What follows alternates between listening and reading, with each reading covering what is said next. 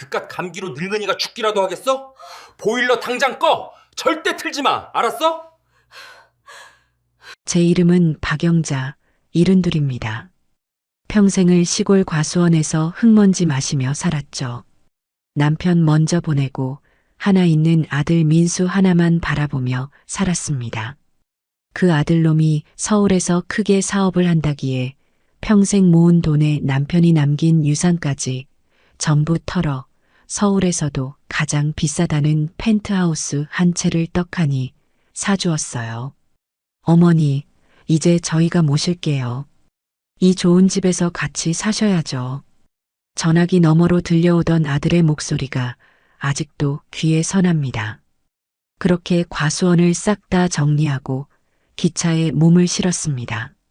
짐이라고는 평생 입던 옷가지 몇 개가 담긴 낡은 가방 하나와 며느리 지영이 손에 들려줄 3년 묵은 된장 한 단지가 전부였죠.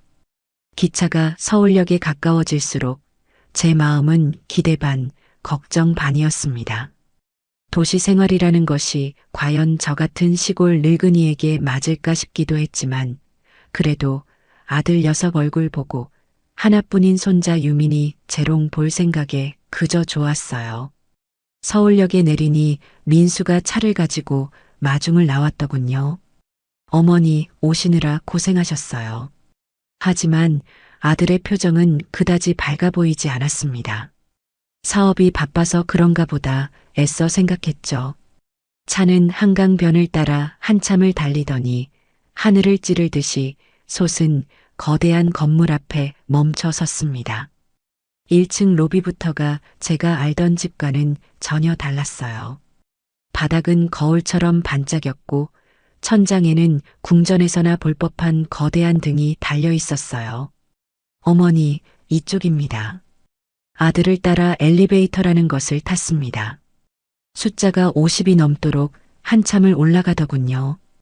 띵 소리와 함께 문이 열리자 그곳에는 며느리 지영이가 서 있었습니다.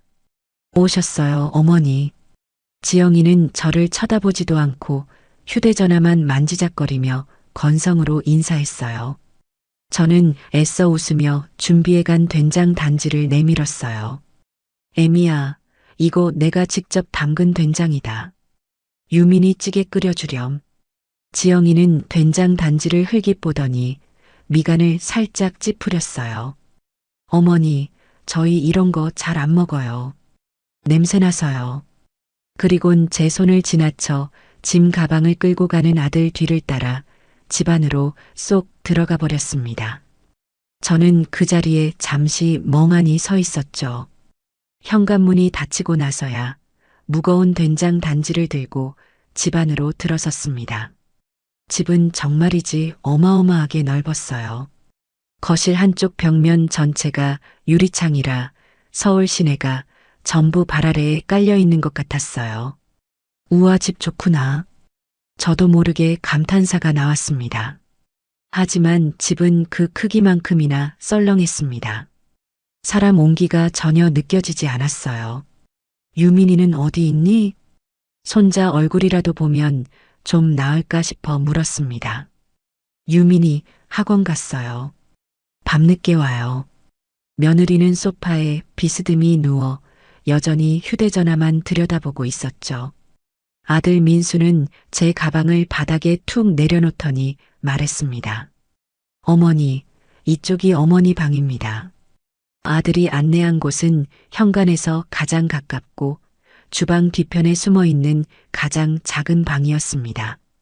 방이라기보다는 창고로 쓰던 공간 같았어요. 창문도 어른 키 높이에 작게 하나 나 있었는데 그마저도 옆동 벽에 가려 해가 전혀 들지 않았습니다. 방 안에는 작은 침대 하나와 낡은 옷장 하나가 전부였죠. 어머니, 필요한 거 있으시면 부르세요. 아들은 그 말만 남기고 휙 나가버렸습니다. 저는 가방을 풀 생각도 못하고 침대맡에 걸터 앉았어요. 그런데 방에 들어선 순간부터 이상하게 몸이 으슬으슬했어요. 바닥에 손을 대어보니 얼음장처럼 차가웠어요. 거실은 분명히 훈훈했는데 이 방만 왜 이럴까 싶었죠. 저는 짐을 풀다 말고 거실로 나갔죠. 며느리는 여전히 소파에 누워 있었어요. 애미야. 제가 불렀습니다. 지영이는 한참 만에야 고개를 들더군요. 왜요, 어머니? 귀찮다는 기색이 역력했어요. 방이 바닥이 너무 차구나. 보일러가 안 들어오는 게냐? 어머니, 이 방은 중앙 시스템이 달라서 그래요. 원래 좀 서늘해요. 그래도 이건 너무 찬데. 겨울엔 어찌 지내라고. 저희도 바빠서 그것까지 신경 못 써요. 그냥 그렇게 쓰세요. 며느리는 매몰차게 말을 자르고는 다시 휴대전화로 고개를 돌렸습니다. 저는 더 이상 아무 말도 할 수가 없었어요. 제가 사준 집입니다. 제 평생을 바쳐 사준 이 궁전 같은 집에서 저는 발이 시려 양말을 두 겹 껴 신어야 했습니다.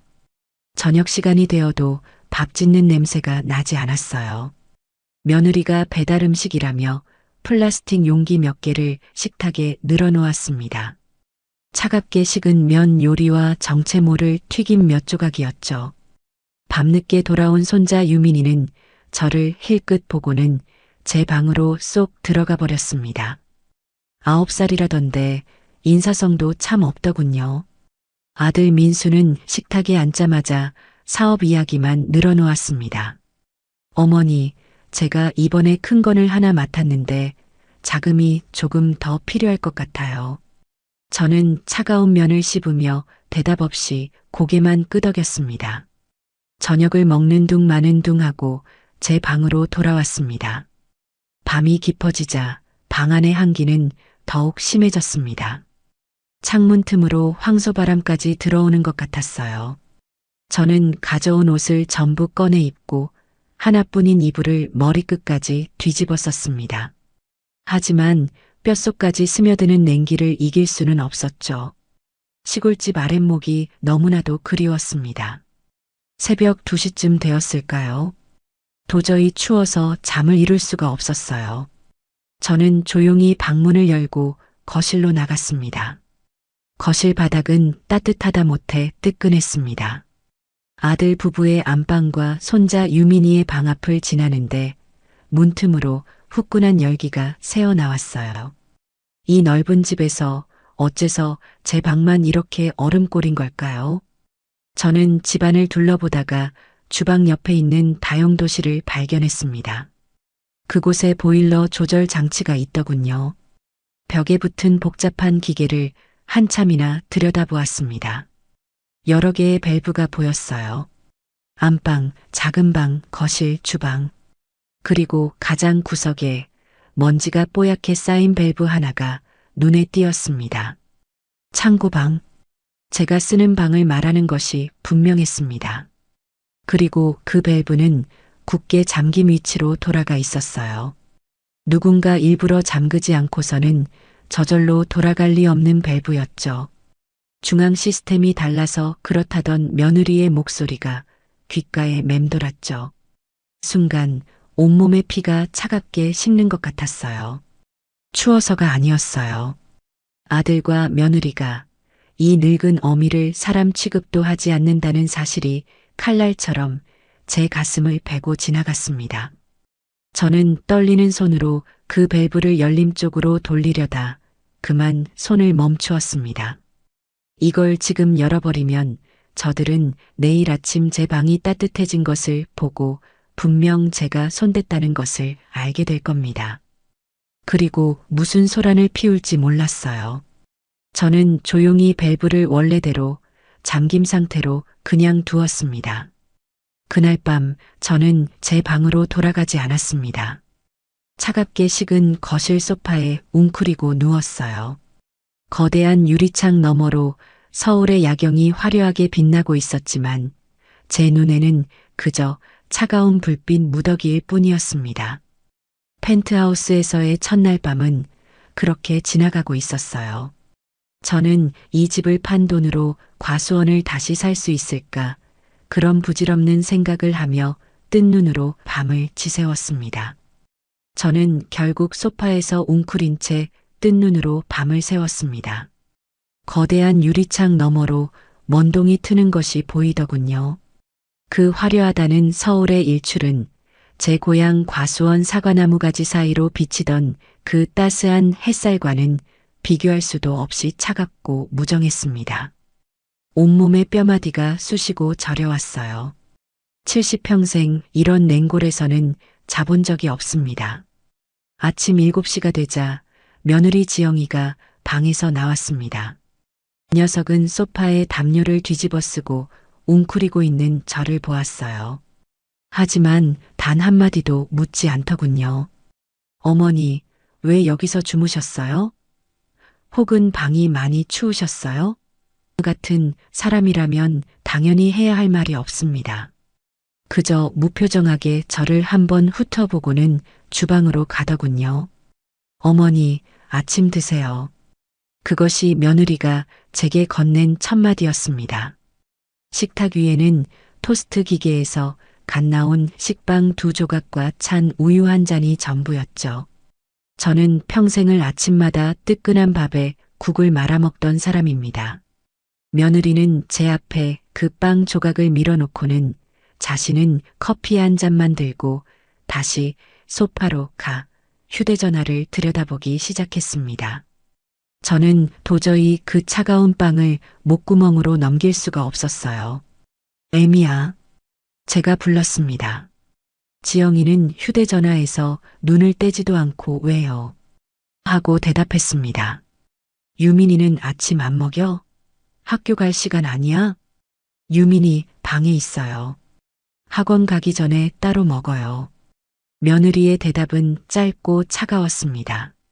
손자 얼굴이라도 보면 이 답답한 마음이 좀 풀릴까 싶어 자리에서 일어났습니다. 유민이 방은 안방 바로 옆 가장 크고 볕이 잘 드는 곳에 있었습니다. 방문이 굳게 닫혀 있더군요. 유민아, 할미다. 얼굴 좀 보자. 제가 문을 두드리며 말했습니다. 안에서 아무런 대답도 들리지 않았어요. 유민아? 다시 한번 부르며 문손잡이를 돌리려는데 찰칵 하고 안에서 문이 잠기는 소리가 들렸습니다. 저는 그 자리에 우두커니 섰죠. 그때 며느리가 소파에서 벌떡 일어나 제게 삿대질하듯 소리쳤습니다. 어머니, 뭐 하시는 거예요? 그 목소리가 어찌나 날카롭던지 저는 저도 모르게 어깨를 움츠렸습니다. 아니, 나는 그냥 손자 얼굴이나 한번 보려고. 애 방해하지 마세요. 지금 중요한 시기예요. 공부해야 해요. 며느리는 저를 밀치듯 지나쳐 유민이 방문을 두드렸습니다. 유민아, 엄마야. 문 열어. 잠시 후 문이 빼꼼 열리고 며느리가 쏙 들어가 버리더군요.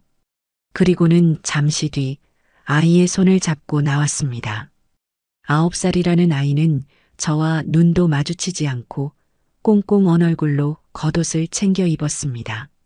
어머니, 저 유민이 병원 가야 해서요. 점심은 알아서 챙겨 드세요. 학원이라더니 이번에는 병원이었습니다. 저는 어안이 벙벙해서 물었습니다. 병원? 유민이 어디 아픈 게냐? 며느리는 제 질문을 무시하고 현관에서 신발을 신으며 말했습니다. 저희 바빠요.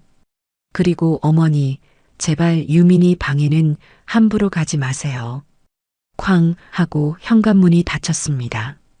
저는 그 자리에 한참을 서 있었습니다. 이 집은 분명 제 돈으로 산 제 집입니다. 그런데 저는 제 손자 방에도 마음대로 갈 수 없고 며느리에게는 방해꾼 취급을 받고 있었어요. 가슴속에서 무언가 쿵 하고 내려앉는 기분이었습니다. 저는 식탁에 놓인 차가운 빵을 물끄러미 바라보다 그대로 싱크대에 던져버렸습니다. 그날 저녁 아들 민수가 퇴근하고 돌아왔습니다. 저는 하루 종일 그 얼음장 같은 방에 앉아 이불을 뒤집어 쓰고 있었어요. 민수는 제 방을 힐끗 보더니 어머니, 식사하셔야죠. 하고 말하더군요. 민수야. 제가 아들을 불렀습니다. 이 방 도저히 사람이 살 수가 없구나. 어젯밤에 다용도실에 가보니 창고 방 밸브가 아예 잠겨 있더라. 저는 일부러 며느리 핑계는 대지 않았습니다. 아들놈의 속내를 보고 싶었어요. 제 말을 들은 민수의 얼굴이 순간 굳어지는 것을 보았습니다.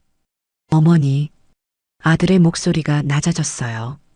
그거 함부로 만지지 마세요.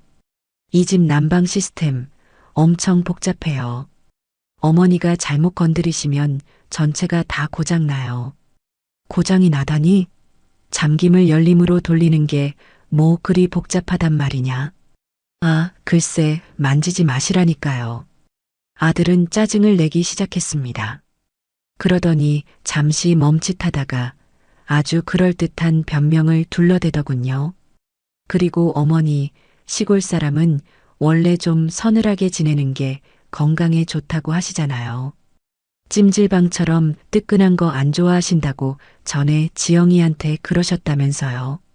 그 말을 듣는 순간 제 머릿속이 하얗게 변했습니다. 제가 언제 그런 말을 했단 말입니까? 저는 평생을 뜨끈한 아랫목에서 허리를 찢으며 살던 사람입니다. 내가 언제 그런 말을 했단 말이냐, 민수야. 아, 뭐 예전에 그러셨다던데. 아무튼 어머니, 이 방이 원래 좀 그래요. 그러니까 그냥 적응해 보세요. 금방 적응되실 겁니다. 이건 서늘한 게 아니라 얼음골이다. 사람이 잘 수가 없을 정도라고. 아이, 정말 저 피곤해요, 어머니. 아들은 제 말을 끊고는 제 방문을 쾅 닫고 나가버렸습니다. 저는 그 자리에 망부석처럼 앉아 있었습니다. 며느리 지영이가 한 짓인 줄 알았습니다. 하지만 아니었어요. 아들 민수, 제 아들놈도 모든 것을 알고 있었습니다. 알고도 저를 이 차가운 방에 밀어넣은 겁니다. 적응하라는 그 말이 비수처럼 제 심장에 박혔습니다. 제가 저놈을 어떻게 키웠는데요? 눈에 넣어도 아프지 않을 제 새끼였습니다.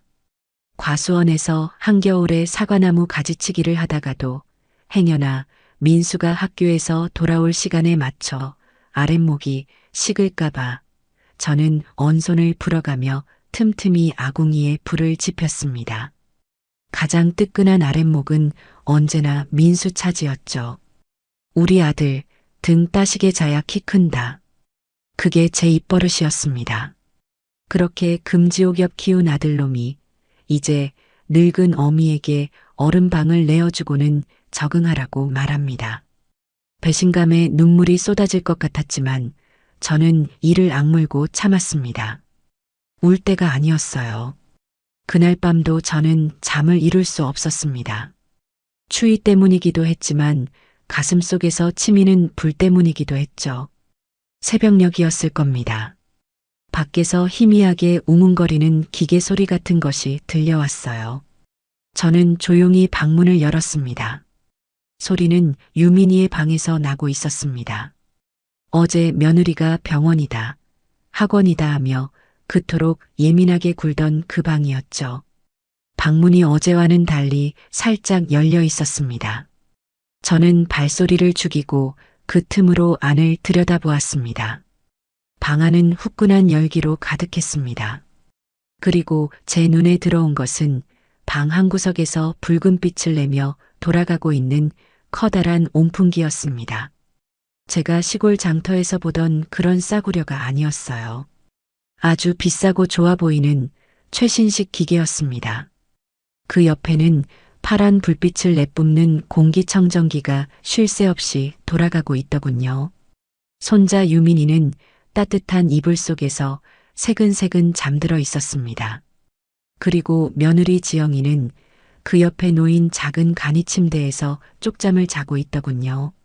곤히 잠든 것 같았지만 며느리는 이따금 유민아 괜찮아 하고 잠꼬대를 했습니다. 그 목소리에는 제가 알던 날카로움 대신 깊은 절박함이 묻어 있었습니다. 그리고 저는 거실 소파에서 아들 민수가 술에 취해 대자로 뻗어 자고 있는 것을 발견했습니다. 안방 침대는 텅 비어 있었죠. 저는 조용히 유민이 방 문을 닫았습니다. 제 방으로 돌아오는 복도는 유난히 더 길고 춥게 느껴졌습니다. 모든 것이 명확해졌어요. 저들은 따뜻한 온기를 나눌 여력이 없는 것이 아니었습니다. 그저 그 온기를 저에게만은 단 한 조각도 나누어 줄 생각이 없었던 겁니다. 저는 제 얼음장 같은 방으로 돌아와 침대에 앉았습니다. 그리고 결심했습니다. 이대로 당하고만 있지는 않겠다고 말입니다. 그날 이후로 며칠이 더 흘렀습니다. 저는 매일 밤 거실 소파와 얼음장 같은 방을 오가며 새우잠을 잤습니다. 제 몸은 쇠가 아니었죠. 결국 탈이 나고야 말았습니다. 어느 날 아침 저는 자리에서 일어날 수가 없었습니다. 온몸이 불덩이 같았고 뼈마디마디가 쑤셔댔습니다. 지독한 감기 몸살이었습니다. 70평생 이렇게 아파본 것은 남편 상 치르고 몸져 누웠을 때 이후로 처음이었어요. 애미야, 물 한 잔만 다오. 저는 목이 타는 것 같아 며느리를 불렀습니다. 하지만 집안은 쥐 죽은 듯이 조용했습니다. 며느리와 손자는 아마 병원이라는 곳에 또 갔나 봅니다. 저는 어지러운 머리를 붙잡고 겨우 몸을 일으켜 부엌으로 향했습니다. 냉장고를 열어보니 마실 물이라고는 얼음물밖에 없더군요. 저는 그 차가운 물을 덜덜 떨리는 손으로 겨우 마셨습니다. 그렇게 하루 종일 저는 끙끙 앓았습니다. 아무도 저를 들여다보지 않았어요. 저녁이 되어 아들 민수가 퇴근하고 돌아왔습니다. 녀석은 넥타이를 풀며 제 방을 힐끗 들여다보더군요. 어머니, 왜 이러고 계세요? 그 목소리에는 걱정이나 염려가 아닌 귀찮음이 가득 묻어 있었습니다. 방이 너무 추워서 병이 났느니라. 저는 기어들어가는 목소리로 겨우 대답했습니다. 아들놈은 깊은 한숨을 내쉬었습니다. 아이, 정말 노인네가 돼서 관리를 잘하셨어야죠. 제가 약 사올게요. 녀석은 그렇게 말하고는 겉옷을 다시 챙겨 입고 나갔습니다. 저는 그 와중에도 그래도 약은 사다 주는구나 하고 일말의 기대를 했습니다. 잠시 후 민수가 돌아왔습니다. 녀석은 제 방문을 열고 검은 비닐봉지를 침대 위로 툭 던졌습니다. 어머니, 약 드세요. 그 안에는 약국 이름이 적힌 종합 감기약 한 통이 전부였습니다. 따뜻한 물 한 잔은 고사하고 약을 먹었는지 확인도 하지 않고 그냥 나가버렸습니다. 저는 그 약 봉지를 멍하니 바라보았습니다. 서러움에 눈물이 핑 돌았습니다. 제가 아파 누워 있는데 저를 이렇게 방치할 수가 있단 말입니까? 이럴 거면 왜 그토록 저를 서울로 오라고 했던 걸까요? 다음 날이었습니다. 열은 좀 내렸지만 기침은 더 심해졌고 몸을 가누기가 여전히 힘들었습니다. 그런데 아들 민수가 제 방으로 쑥 들어왔어요. 어제와는 달리 아주 공손한 표정을 짓고 있었습니다. 손에는 서류 가방이 들려 있었죠. 어머니, 몸은 좀 어떠세요? 녀석은 제 대답을 기다리지도 않고 가방에서 서류 몇 장을 꺼내 제 이불 위에 펼쳤습니다. 다름이 아니고 어머니, 시골에 남겨두신 그 과수원 옆에 밭대기 하나 있잖아요. 그것은 제가 마지막으로 남겨둔 제 노후 자금이었습니다. 과수원은 다 팔아 이 펜트하우스를 사주었지만 그 옆에 붙은 작은 밭은 혹시 모를 비상금으로 제 이름으로 남겨둔 것이었죠. 그 밭 어차피 이제 농사 지으실 것도 아니잖아요. 저한테 증여해 주시면 안 될까요? 증여라니? 그걸 왜? 아, 그게 제가 하는 사업에 보증이 좀 필요한데 그 땅을 담보로 잡으면 딱이거든요. 제가 금방 해결하고 다시 어머니 명의로. 저는 녀석의 말을 가만히 들었습니다. 열에 들떠 어지러웠지만 정신은 오히려 또렷해졌습니다. 제 아들놈은 지금 어미가 병들어 누워있는 이 방에 들어와서 제 마지막 남은 재산을 달라고 하고 있었습니다. 도장만 찍어주시면 된다는 그 말이 어찌나 뻔뻔하게 들리던지요. 저는 밭은 숨을 내쉬며 녀석을 올려다보았습니다. 민수야. 예, 어머니. 말씀하세요. 네 애미가 지금 이 어른방에서 병들어 누워 있는데 그 밭이 지금 너한테 넘어가더냐. 제 말에 아들의 표정이 순간 굳어졌습니다. 공손하던 가면이 벗겨지고 짜증이 가득한 본래 얼굴이 드러났어요. 어머니, 지금 그게 무슨 상관이에요? 이건 사업 문제라고요. 저 망하는 꼴 보고 싶으세요? 예. 그냥 도장만 찍어주시면 되는 걸 가지고 왜 이리 복잡하게 구세요? 녀석은 제 머리맡에 있던 제 도장 상자까지 가져와 이불 위에 탁 내려놓았습니다. 그 안에는 제가 은행 일 볼 때 쓰는 인감 도장이 들어 있었죠. 여기 증여 계약서에 도장 찍을 자리 다 표시해 놨어요. 생각 좀 해보세요. 민수는 그 말을 남기고 마치 큰일이라도 한 것처럼 제 방을 나가버렸습니다. 저는 한참 동안 그 증여 서류와 도장 상자를 번갈아 보았습니다.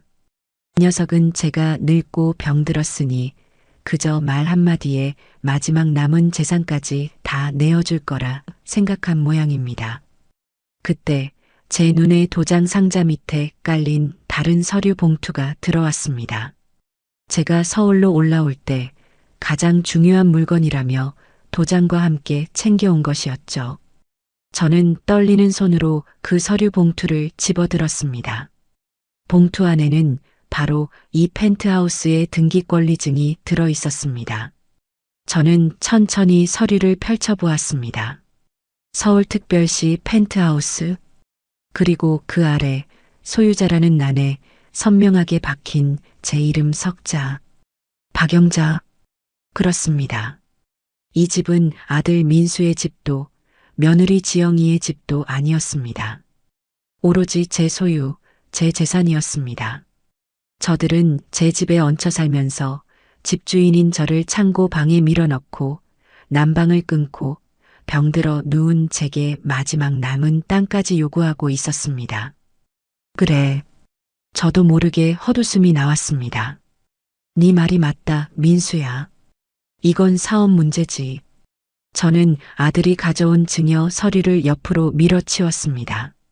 그리고 제 인감도장과 등기권리증을 가슴에 품었습니다. 열이 씻은 듯이 내려가는 기분이었습니다. 아픈 몸을 일으킬 힘이 솟아났습니다. 저는 도장을 찍기로 결심했습니다. 하지만 민수가 내민 그 증여 서류가 아니었어요. 저는 이 집을 팔아버릴 매매 계약서에 도장을 찍어야겠다고 마음먹었습니다. 다음 날 아침 저는 아무 일도 없었다는 듯이 일어났습니다. 몸은 여전히 무거웠지만 정신은 그 어느 때보다 맑았습니다. 아들 민수는 제가 도장을 찍어줄 것이라 기대했는지 아침부터 제 방을 흘끔거리더군요. 저는 녀석에게 아무 말도 하지 않았습니다. 저는 며느리와 손자가 병원에 가고 아들 민수가 출근하기만을 기다렸습니다. 쾅 하고 현관문이 닫히고 집안이 완전히 조용해진 것을 확인한 뒤에야 저는 제 낡은 가방에서 구형 휴대전화를 꺼냈습니다. 번호부에서 김 사장이라는 이름을 찾아 망설임 없이 통화 버튼을 눌렀습니다. 김 사장은 제 고향에서 오랫동안 부동산을 한 친구 같은 동생이었죠. 이 펜트하우스를 살 때도 김 사장이 서울까지 올라와 모든 일을 처리해 주었습니다. 여보게, 김 사장. 나 박영자일세. 아이고, 회장님. 아니, 사모님. 서울 생활은 좀 어떠십니까? 그 좋은 집에서 아주 호강하고 계시지요? 김 사장의 활기찬 목소리에 잠시 마음이 흔들렸지만 저는 곧바로 본론을 꺼냈습니다. 김 사장, 내 부탁 하나 들어줘야겠네. 말씀만 하십시오, 사모님. 뭐든요.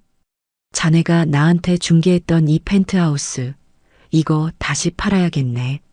전화기 너머로 김 사장이 숨을 헙 하고 들이켜는 소리가 들렸습니다. 예. 사모님, 그게 무슨 말씀이십니까? 입주하신 지 이제 겨우 한 달도 안 되셨는데요. 혹시 무슨 일 있으십니까? 묻지 말고 그냥 팔아주게. 내 사정이 아주 급해졌네. 내가 가진 건 이제 이 집 한 채뿐이야. 아니, 그래도 사모님, 대신 조건이 있네. 저는 김 사장의 말을 잘랐습니다. 가장 빨리 그리고 가장 조용히 팔아주게. 아들 녀석이나 며느리는 절대 알아서는 안 되네.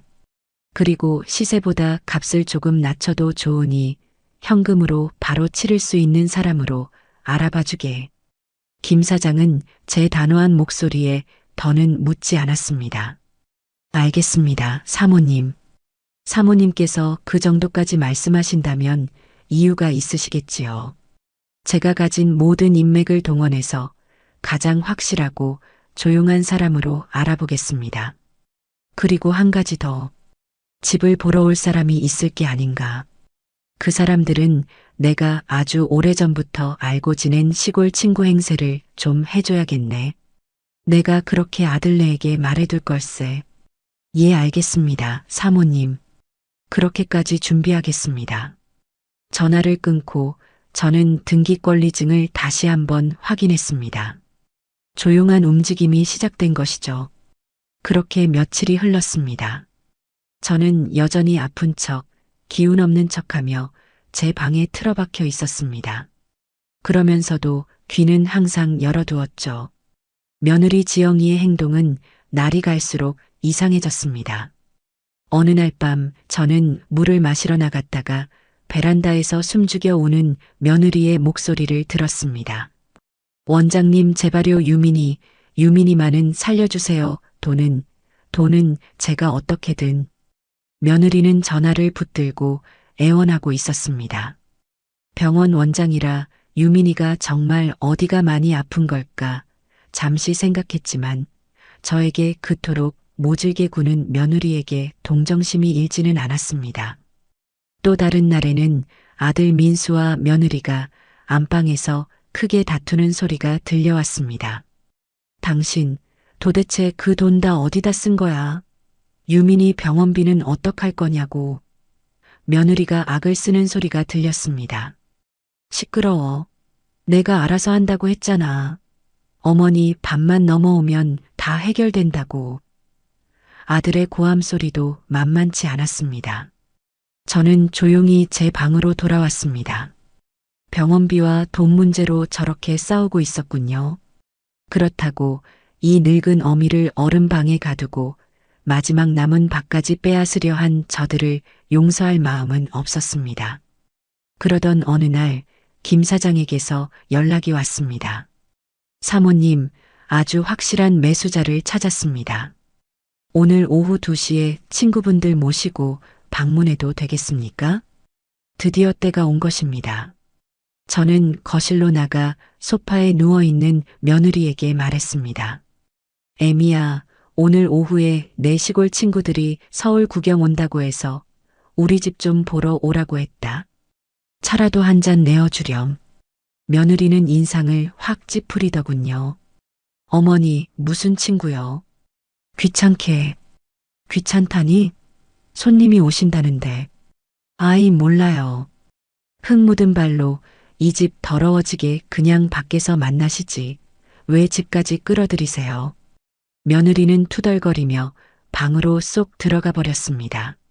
마침 그날은 아들 민수도 회사에 급한 일이 없다며 집에 있었습니다.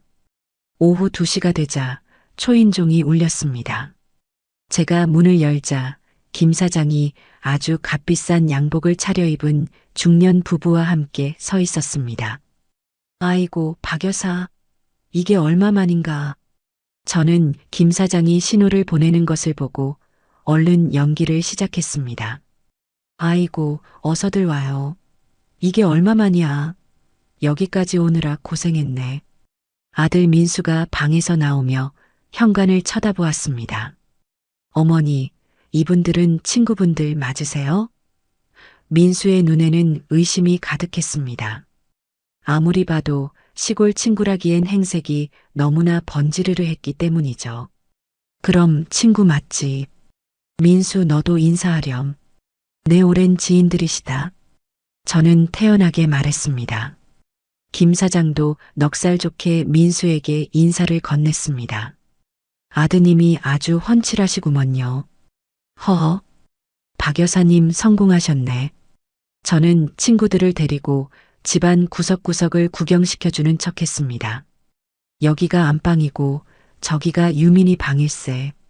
그리고 이쪽이 거실인데 전망 하나는 끝내주지. 중년 부부는 고개를 끄덕이며 집을 꼼꼼히 살폈습니다.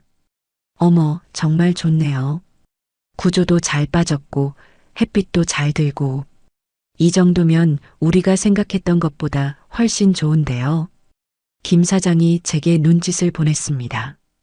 일이 잘 되어가고 있다는 뜻이었죠. 며느리 지영이는 방에서 나오지도 않았습니다. 아들 민수만이 무언가 찝찝한 표정으로 저희를 지켜보고 있었어요. 어머니, 민수가 저를 조용히 불렀습니다. 저 사람들 진짜 그냥 집 구경 온 거 맞아요? 꼭 집 보러 온 사람들 같은데. 저는 아들을 보며 속으로 웃었습니다. 민수야, 이 친구들이 새로 집을 짓고 싶어 해서 참고하려고 그러는 걸세. 너는 신경 쓰지 말고 볼일 보거라. 저는 그렇게 아들까지 완벽하게 속여 넘겼습니다.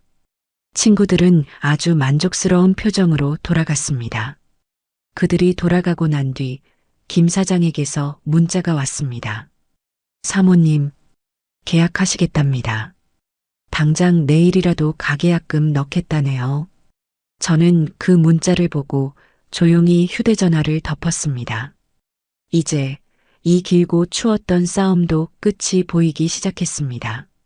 그날 저녁 저는 아들 민수가 퇴근하고 돌아오기만을 기다렸습니다. 제 손에는 김 사장과 계약을 마친 서류 봉투가 들려 있었죠. 가계약금 명목으로 제 통장에 찍힌 엄청난 액수의 숫자는 이게 꿈이 아님을 증명하고 있었습니다. 저는 덤덤했습니다. 오히려 마음이 차분하게 가라앉았어요. 아들 민수는 현관에 들어서자마자 제 방부터 살폈습니다. 제가 오늘 그 친구들을 만나러 나간다는 것을 알고 있었거든요. 이 녀석은 제가 도장을 찍어주지 않을까봐 안절부절 못하는 기색이 역력했습니다. 어머니, 다녀오셨어요. 그래, 왔다. 저녁은 차려야죠? 그 녀석은 쭈뼛거리며 부엌을 쳐다봤습니다. 며느리 지영이는 오늘도 해가 중천일 때 유민이를 데리고 나가서 저녁 시간이 다 되도록 돌아오지 않고 있었습니다. 됐다. 내가 차릴란다. 저는 오랜만에 부엌에 서서 밥을 안 치고 시골에서 가져온 묵은지로 김치찌개를 끓이기 시작했습니다. 쌀을 씻는 손길이 낯설지 않았어요. 평생을 해온 일이니까요. 펜트하우스의 화려한 주방에서 묵은지 냄새가 풍기는 것이 퍽 어색했습니다. 아들은 안절부절 못하며 제 주위를 맴돌았습니다.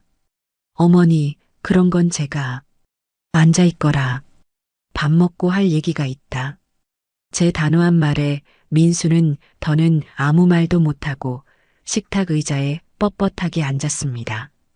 잠시 후 며느리 지영이가 유민이를 데리고 몹시 지친 얼굴로 돌아왔습니다. 다녀왔습니다. 지영이는 김치찌개 냄새에 코를 살짝 찡그리더니 유민이만 데리고 방으로 쏙 들어가 버렸습니다. 유민이 밥은요, 어머니. 방으로 들어가면 이따 내가 가져다 주마. 너희 먼저 먹자. 곧이어 며느리가 방에서 혼자 나왔습니다. 유민이는 나오지 않았어요. 셋이서 식탁에 마주 앉았습니다. 김치찌개와 밥, 그리고 냉장고에 있던 밑반찬 두어 가지가 전부인 초라한 저녁상이었죠. 민수는 밥알만 깨작거렸습니다. 녀석의 마음은 콩밭에, 아니, 제 밭에 가 있었겠죠. 어머니, 밥이 반쯤 줄었을 때 민수가 참지 못하고 입을 열었습니다. 왜? 아까 낮에 말해라. 그 밭 도장은 생각해 보셨어요? 제가 정말 급해서 그럽니다. 저 이러다 큰일 나요, 어머니. 녀석은 제 눈치를 살살 보며 말했습니다. 며느리 지영이가 숟가락을 탁 소리나게 내려놓더군요.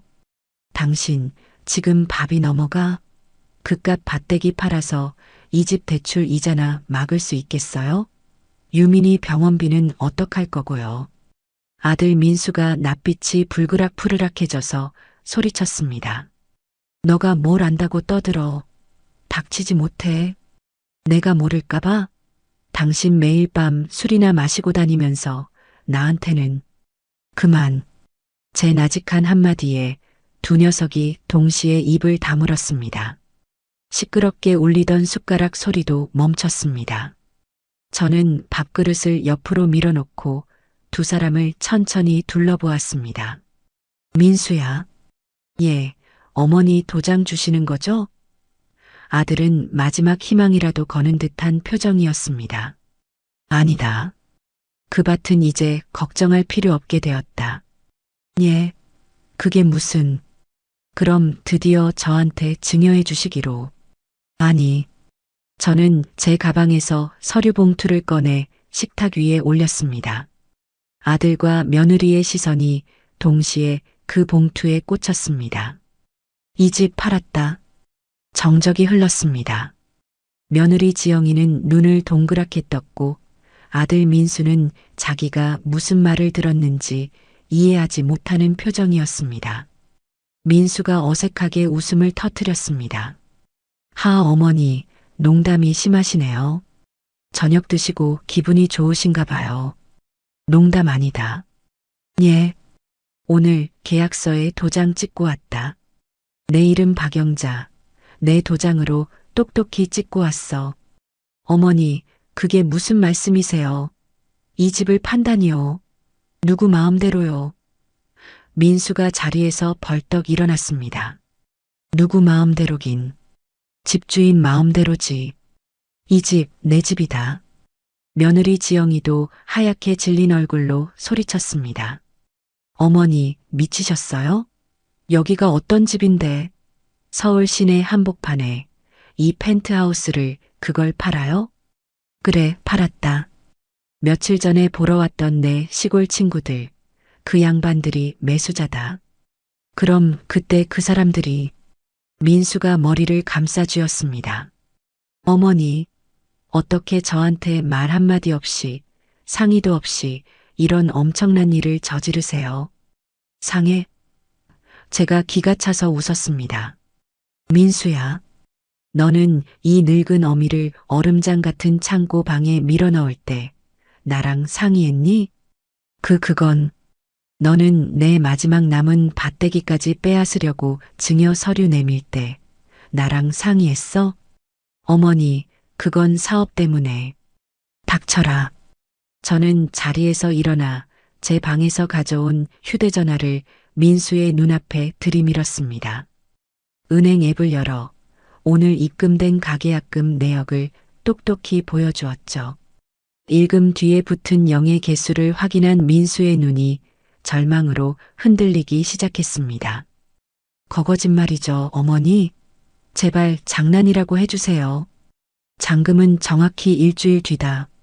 매수자 쪽에서 현금으로 한 번에 치르기로 했어. 그리고 이 집은 한 달 안에 비워줘야 한다. 그러니 너희들 이제 슬슬 이사 나갈 집 알아봐라. 어머니. 민수가 제 앞에 무릎을 꿇었습니다. 어머니, 안 돼요. 이 집은 절대 안 돼요. 제발 취소하세요. 네. 위약금 물어주면 되잖아요. 계약금 2배, 제가 어떻게든. 위약금을 물어줘? 저는 꿇어앉은 아들을 차갑게 내려다보았습니다. 그 돈이 어디서 나서 물어주겠다는 게냐? 너한테는 늙은 어미 난방비 틀어줄 돈 10,000원도 없지 않으냐? 어머니, 제발이요. 저 죽어요. 저 정말 죽는단 말입니다. 죽어. 이 집 판 돈으로 나는 내 시골집보다 더 좋은 뜨끈한 방 얻어서 살란다. 너희는 너희 앞가림, 이제 너희가 알아서 하거라. 저는 그 말을 끝으로 제 방으로 들어가 문을 잠가버렸습니다. 밖에서 아들 민수가 문을 두드리며 울부짖는 소리가 들려왔습니다. 어머니, 제발 문 좀 열어주세요. 어머니. 며느리 지영이의 날카로운 비명소리도 뒤섞여 들렸습니다. 저는 제 방, 그 차가운 얼음장 바닥에 앉았습니다. 조금도 춥지 않았습니다. 오히려 속에서 불이 나는 것 같았어요. 시원했습니다. 평생을 참고 살았던 제 자신이 오늘 처음으로 제 목소리를 낸 기분이었습니다. 문 밖에서의 소라는 밤이 깊어지도록 그치지 않았습니다. 아들 민수는 거의 실성한 사람처럼 문을 두드리고 애원하고 나중에는 소리를 지르며 절규했습니다. 어머니, 당장 취소하세요. 이 집 팔면 우리 다 죽어요. 당장 나오시라니까요. 저는 묵묵히 앉아 있었습니다.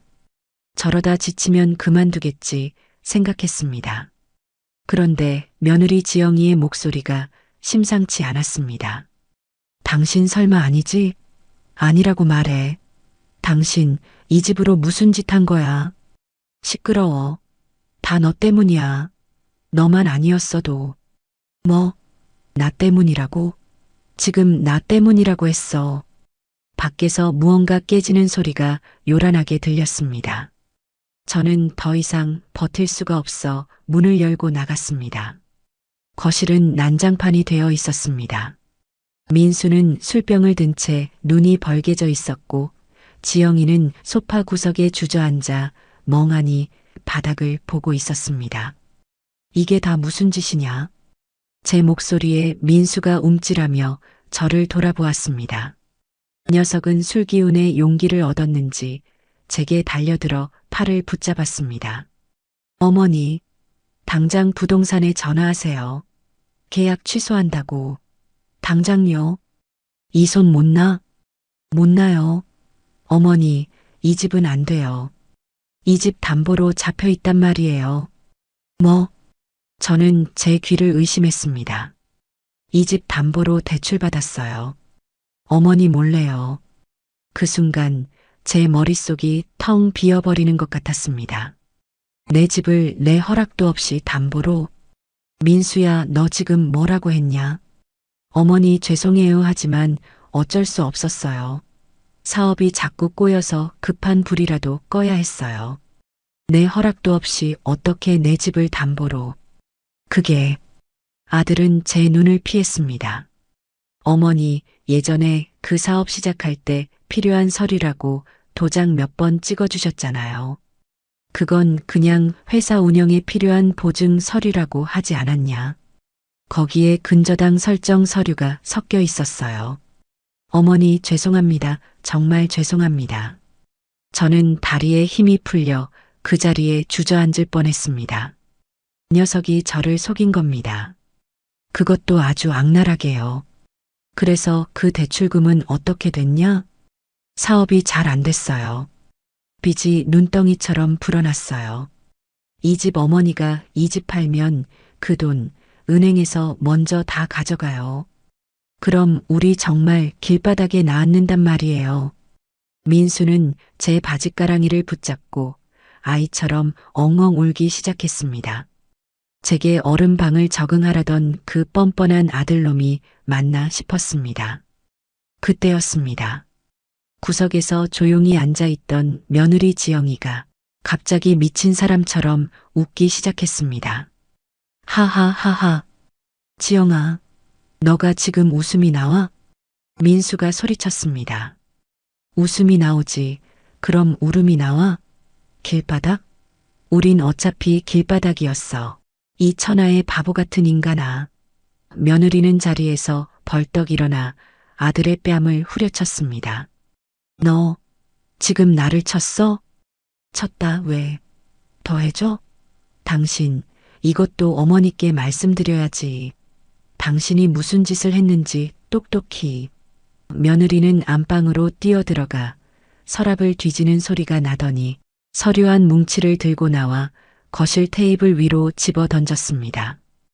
그것은 제가 평생 본 적 없는 붉은색 글씨로 가득한 우편물들이었습니다. 어머니, 며느리가 저를 불렀습니다. 어머니 방 보일러 제가 끈 줄 아셨죠? 저는 아무 말도 하지 못했습니다. 저도 어머니 그 방 쓰시는 거 보고 사람 할 짓 아니라고 생각했어요. 그런데 이 인간이 제 남편이라는 저 인간이 끈 거예요. 지영아, 그 입 닥치지 못해. 왜? 이제 와서 뭐가 무서워? 다 끝났는데. 며느리는 악을 쓰며 울부짖었습니다. 어머니, 이 사람이 밸브를 잠갔어요. 대출 이자도 못 내서 관리비라도 몇 푼 아껴야 한다고. 어차피 시골에서 오신 분이라 춥게 지내도 그만이라고 저 인간이 그랬어요. 저는 숨이 턱 막혔습니다. 며느리가 아니라 제 아들이 그랬다는 말입니까? 그럼 너는 왜? 저는 아무 힘이 없었어요. 며느리는 울음 섞인 목소리로 말했습니다. 어머니, 며느리가 테이블에 흩뿌려진 붉은 우편물을 제 앞으로 밀었습니다. 어머니가 이 집안 파셨으면요. 우린 어차피 이 집에서 쫓겨났어요. 이거 보세요. 전부 압류 통지서예요. 은행에서 보낸 경매 예정 통지서라고요. 저는 떨리는 손으로 그 붉은 딱지가 붙은 종이를 집어들었습니다. 채무 불이행에 따른 펜트하우스 경매 개시 예정 통지. 제 이름 박영자. 제 집이 저도 모르는 사이에 경매로 넘어갈 뻔했던 겁니다. 저는 아들을 바라보았습니다. 녀석은 이제 울지도 못하고 사색이 된 얼굴로 바닥만 내려다보고 있었습니다. 민수야, 이게 다 사실이냐? 죄송합니다, 어머니. 제가 다 망쳤습니다. 제가 시원하다고 느꼈던 그 복수는 복수가 아니었습니다. 저는 그저 무너져 내리는 두 개의 마지막 틈을 손가락으로 막고 있었던 셈입니다. 제가 이 집을 팔지 않았다면 저는 제 평생의 재산을 빚쟁이들 손에 고스란히 넘겨주고 아들네와 함께 길바닥으로 쫓겨날 뻔했습니다. 제 통보는 사이다가 아니었습니다. 그것은 이 집안의 골마 터진 상처를 수면 위로 드러낸 처절한 비명이었습니다. 거실의 모든 소리가 멈췄습니다. 아들의 흐느낌도 며느리의 악에 바친 고함도 멎었습니다. 오직 테이블 위에 흩어진 붉은 압류 통지서들만이 이 집안의 참혹한 현실을 증명하고 있었죠. 저는 망연자실했습니다. 제 아들이 저를 속이고 집을 담보로 잡혔다는 사실보다 제 집이 경매로 넘어가 땡전 한 푼 못 건질 뻔했다는 사실이 저를 더 절망하게 했습니다. 그때였습니다. 그 모든 소란에 굳게 닫혀있던 유민이의 방문이 빼꼼 열렸습니다. 엄마 시끄러워, 나 잠 못 자겠어. 아이는 눈을 비비며 걸어 나왔습니다. 그 순간 며느리 지영이의 표정이 180도 달라졌습니다. 조금 전까지 남편을 잡아먹을 듯이 소리치던 그 악착 같던 모습은 온데간데 없고 금방이라도 부서질 것처럼 연약한 어미의 얼굴이 드러났습니다. 유민아, 지영이는 빛의 속도로 달려가 아이를 품에 안았습니다. 아니야, 괜찮아, 우리 아들. 그냥 엄마 아빠가 잠깐 얘기 좀 하느라고. 미안해. 얼른 방에 들어가자. 응? 며느리는 아이의 귀를 막고 이 끔찍한 광경을 보지 못하게 하려는 듯 아이를 필사적으로 돌려 세웠습니다. 유민이는 엄마 품에 안겨 칭얼거렸습니다. 엄마, 나 머리 아파, 약 줘. 알았어, 알았어. 엄마가 금방 약 줄게. 어서 들어가자. 며느리가 아이를 달래 방으로 데리고 들어가려는 순간 저는 아이의 모습을 제대로 보게 되었습니다. 유민이는 실내에서도 털모자 같은 것을 푹 눌러 쓰고 있었습니다. 전에는 그저 멋으로 쓰는 줄 알았죠. 그런데 그 모자 아래로 드러난 아이의 얼굴은 제가 알던 통통한 볼살의 손자가 아니었습니다. 낯빛이 밀랍처럼 하얗고 눈밑이 검게 그늘져 있었습니다. 그리고 모자 밖으로 나온 머리카락이 거의 없었습니다. 애미야 저도 모르게 며느리를 불렀습니다. 유민이 어디가 아픈 게냐? 제 목소리에는 저도 모르는 떨림이 묻어 있었습니다. 며느리 지영이가 그 자리에 우뚝 멈춰 섰습니다. 아이를 안은 며느리의 어깨가 잘게 떨리고 있었습니다. 바닥에 주저앉아 있던 아들 민수가 고개를 번쩍 들었습니다. 지영아, 말하지 마. 어머니께는. 닥쳐.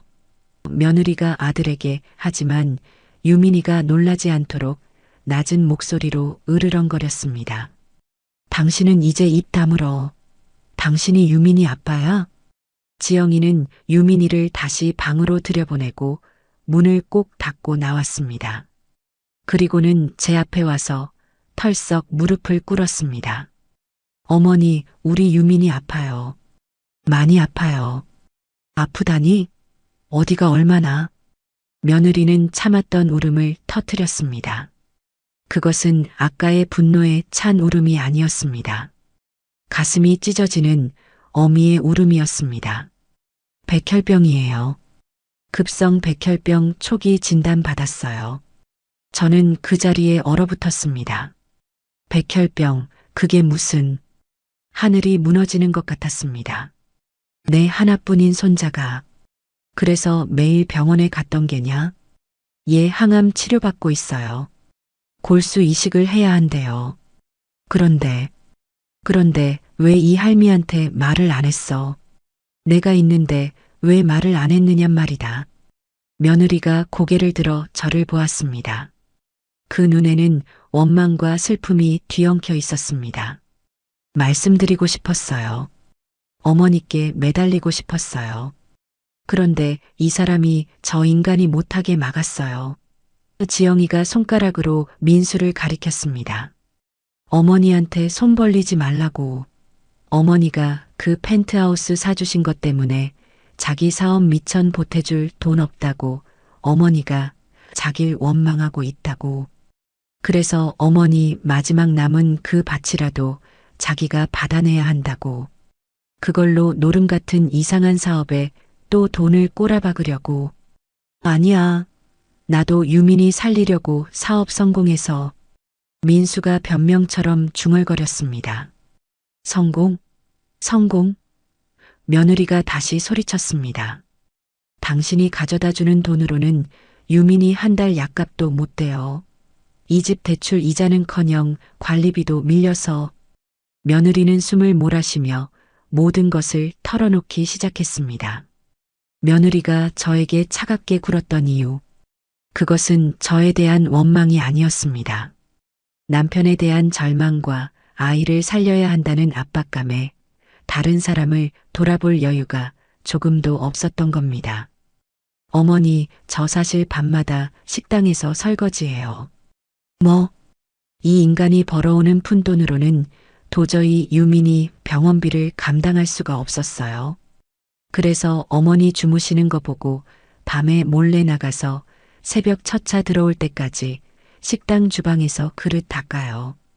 저는 아무 말도 할 수 없었습니다. 며느리가 매일 밤늦게 들어오고 아침에 그토록 피곤해 보였던 것이 다 그 때문이었습니다. 어머니 밥 제대로 차려드리지 못해서 정말 죄송해요. 그런데 제가 정말 그럴 기력이 없었어요. 그리고 솔직히 어머니가 조금 미웠어요.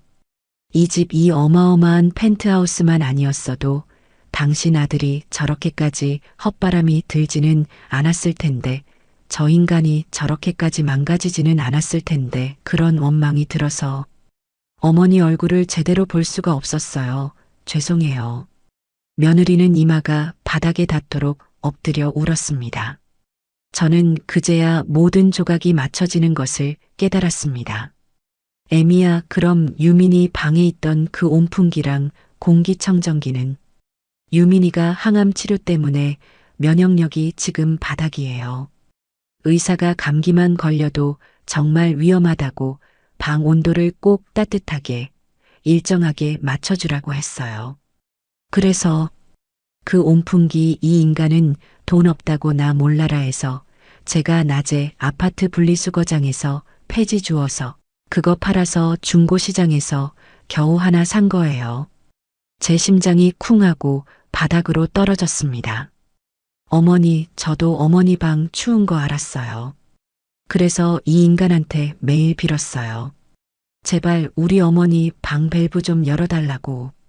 저러다 큰 병 나신다고. 어머니 감기 걸려 알아누우신 날도 제가 무릎 꿇고 빌었어요. 그런데 이 인간이 며느리는 말을 잊지 못하고 울음을 삼켰습니다. 극각 감기로 늙은이가 죽기라도 하겠냐고 그 돈 몇 푼 아껴야 유민이 약이라도 한 통 더 산다고 그렇게 말했어요. 제가 죄인이에요, 어머니. 저는 그 자리에 주저앉은 며느리에게 다가갔습니다.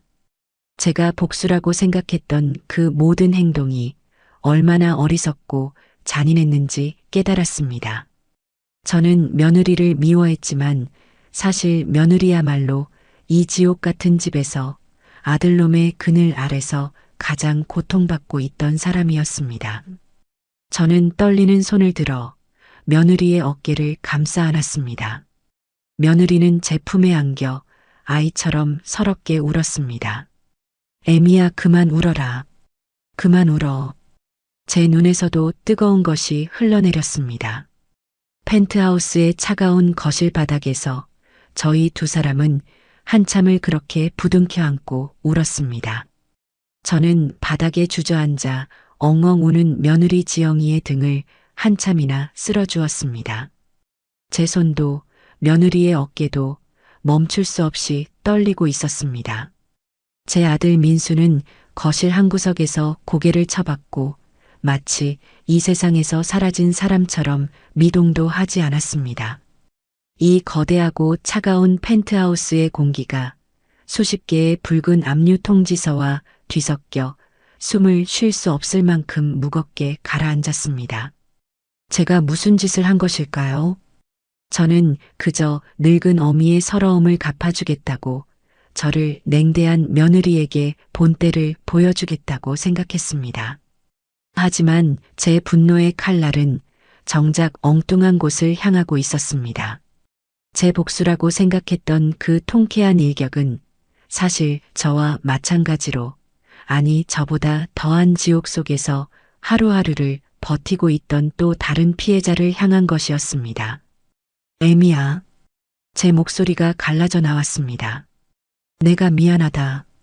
이 늙은이가 눈이 멀어서 귀가 멀어서 네가 이 고생을 하는 것도 모르고.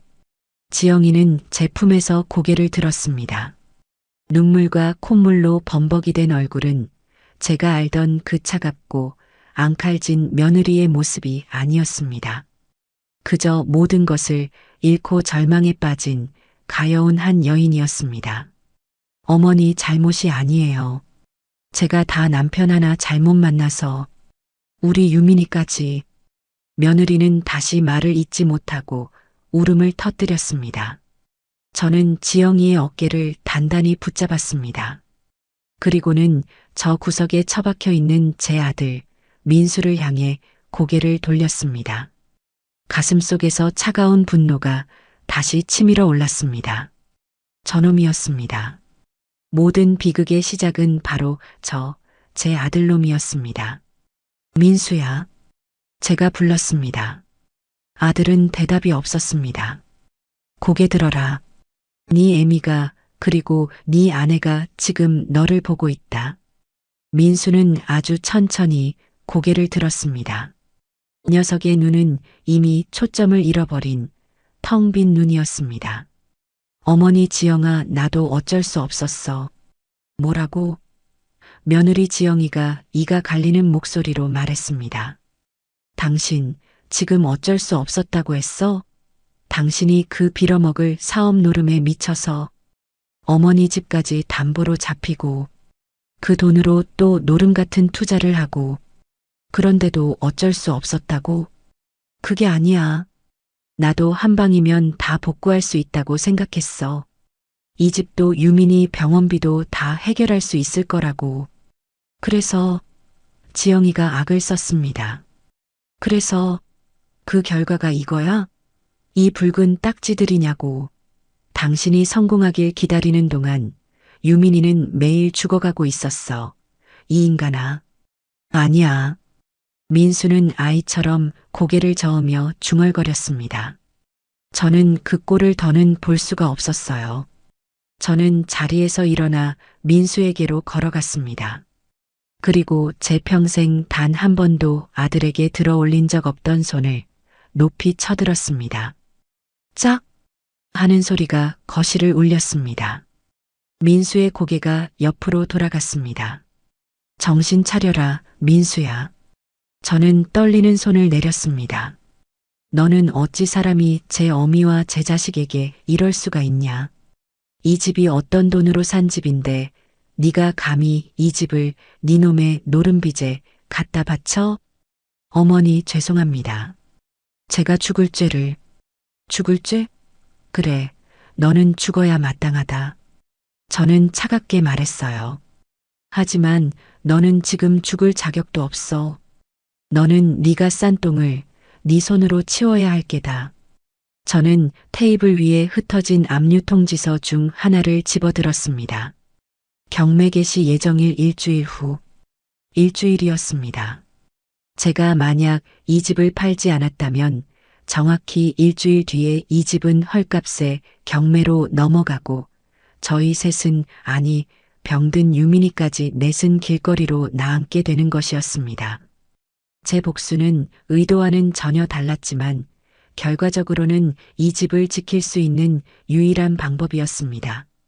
경매로 헐값에 넘어가는 대신 제값에 가까운 돈을 받고 팔아서 은행 빚을 갚고 남은 돈이라도 챙길 수 있게 된 것이죠. 제 분노가 역설적이게도 우리를 구한 셈이었습니다. 민수야. 저는 아들을 내려다보았습니다. 일어나라. 지금 당장 은행에 가서 이 집을 담보로 너가 진 빚이 총 얼마인지 정확히 알아와라. 어머니. 그리고 그 대출 서류 내가 위임했다고 속인 그 서류들 전부 다 챙겨와. 내일 아침 매수자와 김 사장 그리고 은행 사람까지 전부 이 집에서 만나자고 할 것이다. 그게 무슨, 이 집 팔아야 한다. 아니, 어떻게든 팔리게 만들어야 한다. 어머니, 안 돼요. 그럼 우린? 제가 기가 차서 물었습니다. 우리가 지금 이 펜트하우스에서 천년만년 살 수 있을 것 같냐? 이미 경매 딱지가 붙었어. 정신 차려. 지금이라도 제값 받고 팔아서 은행빚 갚고 남은 돈이라도 건져야 유민이 수술비라도 어떻게든. 저는 말을 잇지 못했습니다. 제 평생의 재산이 아들놈의 빚잔치로 사라지게 생겼습니다. 그때였습니다. 며느리 지영이가 떨리는 목소리로 말했습니다. 어머니, 저 사람 못 믿어요. 저 인간 돈 문제에 관해서는 이미 사람이 아니에요. 애미야. 저 사람이 제 앞으로도 사채를 썼어요. 제가 식당에서 일한 돈 유민이 보험금까지 전부 가져갔어요. 저는 민수를 다시 바라보았습니다. 그 녀석은 며느리의 말이 사실이라고 말하듯 고개를 푹 숙이고 있었습니다. 너 이 자식. 저는 더 이상 할 말도 힘도 없었습니다. 제 아들이 제가 아는 그 민수가 아니었습니다. 그 녀석은 돈에 미친 다른 무언가가 되어 있었습니다. 알았다. 저는 결심했습니다. 민수야, 너는 이 집에 있어라. 아니, 유민이 옆에 유민이 방에서 한 발짝도 나오지 마라. 네가 아비라면 네 자식 마지막 가는 길이라도 지켜봐야 할 게 아니냐. 어머니, 애미야. 저는 지영이를 불렀습니다. 너가 나랑 같이 가야겠다. 네가 그 서류들 다 챙겨서 나랑 같이 은행에 가자. 이 집 우리가 지켜내자. 아니, 유민이를 우리가 살리자. 지영이는 눈물을 닦고 일어섰습니다. 그 연약해 보이던 며느리의 눈에 다시 독한 빛이 서렸습니다. 네, 어머니. 제가 다 알아요. 그 인간이 어디에 돈을 숨겼는지, 서류는 어디에 있는지. 그렇게 며느리와 제가 현관으로 향하는 순간이었습니다. 잠깐만. 민수가 저희를 가로막았습니다. 비켜라. 어머니 지영아, 나 바람 좀 쐬고 올게. 머리가 너무 아파서 생각 좀 정리하고 올게. 민수는 초점 없는 눈으로 중얼거리며 현관으로 비틀비틀 걸어갔습니다. 지영이가 녀석을 붙잡으려 했습니다. 당신 어딜 가? 가만 놔둬라. 제가 며느리를 막았습니다. 어머니, 저 인간 도망가면. 도망? 어디로? 녀석은 빈털털이다. 갈 곳도 없어. 저는 그렇게 생각했습니다. 그게 제 마지막 실수였죠. 민수는 겉옷 하나만 걸친 채 펜트하우스의 현관문을 열고 비척비척 걸어 나갔습니다. 쾅 하고 문이 닫혔습니다. 저는 지영이를 다독였습니다. 됐다. 저놈도 생각이 있겠지. 일단 우리는 우리 할 일을 하자. 서류부터 찾자, 애미야. 저와 지영이는 민수의 서재 방으로 들어갔습니다. 그곳은 온갖 사치품과 읽지도 않는 두꺼운 책들로 가득했습니다. 며느리는 망설임 없이 책상 서랍을 부수고 벽 뒤에 숨겨진 금고를 열었습니다. 저는 그 모습을 멍하니 바라보았습니다. 찾았어요, 어머니. 며느리의 손에는 은행 대출 서류와 제 이름이 도용된 위임장들이 들려 있었습니다. 그런데 바로 그때였습니다. 어머니, 저 인간. 며느리가 창밖을 가리키며 비명을 질렀습니다. 저는 황급히 거실의 거대한 유리창으로 달려갔습니다. 50층이 넘는 펜트하우스 아래로 1층 로비 현관이 개미처럼 작게 보였습니다. 아들 민수가 녀석이 건물 밖으로 뛰쳐나가 그대로 택시를 잡아타고 사라지는 것이 보였습니다. 안 돼, 안 돼. 며느리가 그 자리에 주저앉았어요. 저 인간 도망갔어요. 어머니 도망갔어요. 저는 그 광경을 멍하니 바라보았습니다. 녀석은 제 아들놈은 빚쟁이들과 병든 자식과 늙은 어미를 이텅 비고 차가운 펜트하우스에 버려두고 저 혼자 도망친 것이었습니다. 제 가슴이 정말로 산산조각 났습니다. 그날 저는 펜트하우스가 아니라 제 아들을 잃었습니다. 아들 민수가 도망치고 난 뒤 거실에는 저와 며느리 지영이 그리고 방 안에서 모든 것을 모른 채 잠든 손자 유민이만 남았습니다. 지영이는 한동안 실성한 사람처럼 울부짖었습니다. 어떻게 우리를 버리고 어떻게 유민이를 버리고. 저는 아무 말도 할 수 없었습니다. 그저 며느리의 등을 두드려주는 것 말고는 제가 할 수 있는 일이 없었습니다. 제 아들이지만, 아니, 제 아들이었기에 그 배신감은 며느리 못지않게 제 가슴을 후벼 팠습니다. 하지만 울고만 있을 시간이 없었습니다. 테이블 위에 흩어진 붉은 압류 통지서가 그리고 일주일 앞으로 다가온 경매 개시일이 저희를 압박했습니다. 애미야. 저는 지영이를 일으켜 세웠습니다. 일어나라. 지금은 울 때가 아니다. 어머니 하지만 우린 이제. 아니다. 저는 며느리의 눈을 똑바로 바라보았습니다. 민수는 도망갔지만 우리는 아직 여기 있다. 그리고 이 집은 아직 내 이름, 박영자 이름으로 되어 있어. 저는 김 사장에게 전화를 걸었습니다. 목소리가 떨리는 것을 애써 감추었습니다. 김 사장 나일세. 사모님, 안 그래도 연락드리려던 참입니다. 매수자 쪽에서 잔금 날짜를. 김 사장, 내일 당장 잔금을 치러야겠네. 아니, 오늘이라도 좋아. 예. 사모님, 그게 무슨? 아직 서류 준비도. 서류는 여기 다 있네. 등기권리증, 내 인감 다 있어. 사정이 아주 급하게 됐네. 김 사장, 자네만 믿겠네. 어떻게든 내일 오전에 잔금을 치르고 바로 등기를 넘길 수 있게 해주게. 매수자에게는 내가 수수료를 2배로 주겠다고 하게. 김 사장은 제 절박한 목소리에서 무언가를 느꼈는지 더는 묻지 않았습니다. 알겠습니다, 사모님. 어떻게든 해보겠습니다. 내일 아침 10시 사무실에서 뵙지요. 전화를 끊고 저는 며느리가 찾아낸 은행 대출 서류를 확인했습니다. 아들놈이 제 이름으로 위조한 대출금, 그리고 며느리 이름으로 끌어다 쓴 사채까지 그 액수는 상상을 초월했습니다. 펜트하우스를 팔고 나면 정말이지 남는 것이 거의 없을지도 몰랐습니다. 애미야, 너는 오늘 밤 유민이 곁에 꼭 붙어 있어라. 이 늙은이는 오늘 밤 잠들기는 틀린 것 같구나. 그날 밤 저는 차가운 제 방이 아니라 거실 소파에 앉아 뜬 눈으로 밤을 지새웠습니다. 통장에는 매수자가 보낸 가계약금이 들어와 있었습니다. 하지만 이 돈은 제 돈이 아니었죠. 곧바로 빚쟁이들에게 넘어가야 할 돈이었습니다. 다음 날 아침 저는 지영이와 함께 부동산 사무실로 향했어요. 유민이는 다행히 곤히 잠들어 있었습니다. 사무실에는 김 사장과 매수자 부부 그리고 법무사까지 모두 와 있었습니다. 그런데 그들 뒤에 예상치 못했던 사람들이 더 있었습니다. 말끔한 정장을 입은 은행 사람들이었습니다. 박영자 씨 맞으시죠? 그렇더만. 저희는 은행에서 나왔습니다.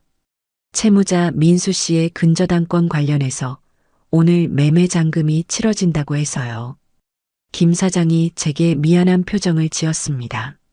사모님 은행 쪽에서 벌써 알고 찾아왔습니다. 아마 법원에서 통지가 간 모양입니다. 모든 것이 제 아들놈이 벌인 일이었습니다. 계약은 일사천리로 진행되었습니다. 저는 말없이 제 이름이 적힌 서류에 도장을 찍었습니다. 매수자가 잔금을 입금하자마자 은행 사람들은 그 자리에서 컴퓨터로 자신들의 빚을 계산하기 시작했습니다. 근저당 채권 최고액 이자 포함해서 그리고 며느님 지영 씨 앞으로 된 사채 이것도 저희 쪽에서 양수했습니다. 숫자가 불어날 때마다 제 심장이 쪼그라드는 것 같았습니다. 모든 계산이 끝나고 법무사가 제게 통장 하나를 내밀었어요.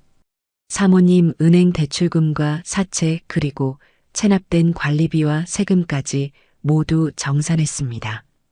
그리고 여기 남은 금액입니다. 저는 떨리는 손으로 그 통장을 받았습니다.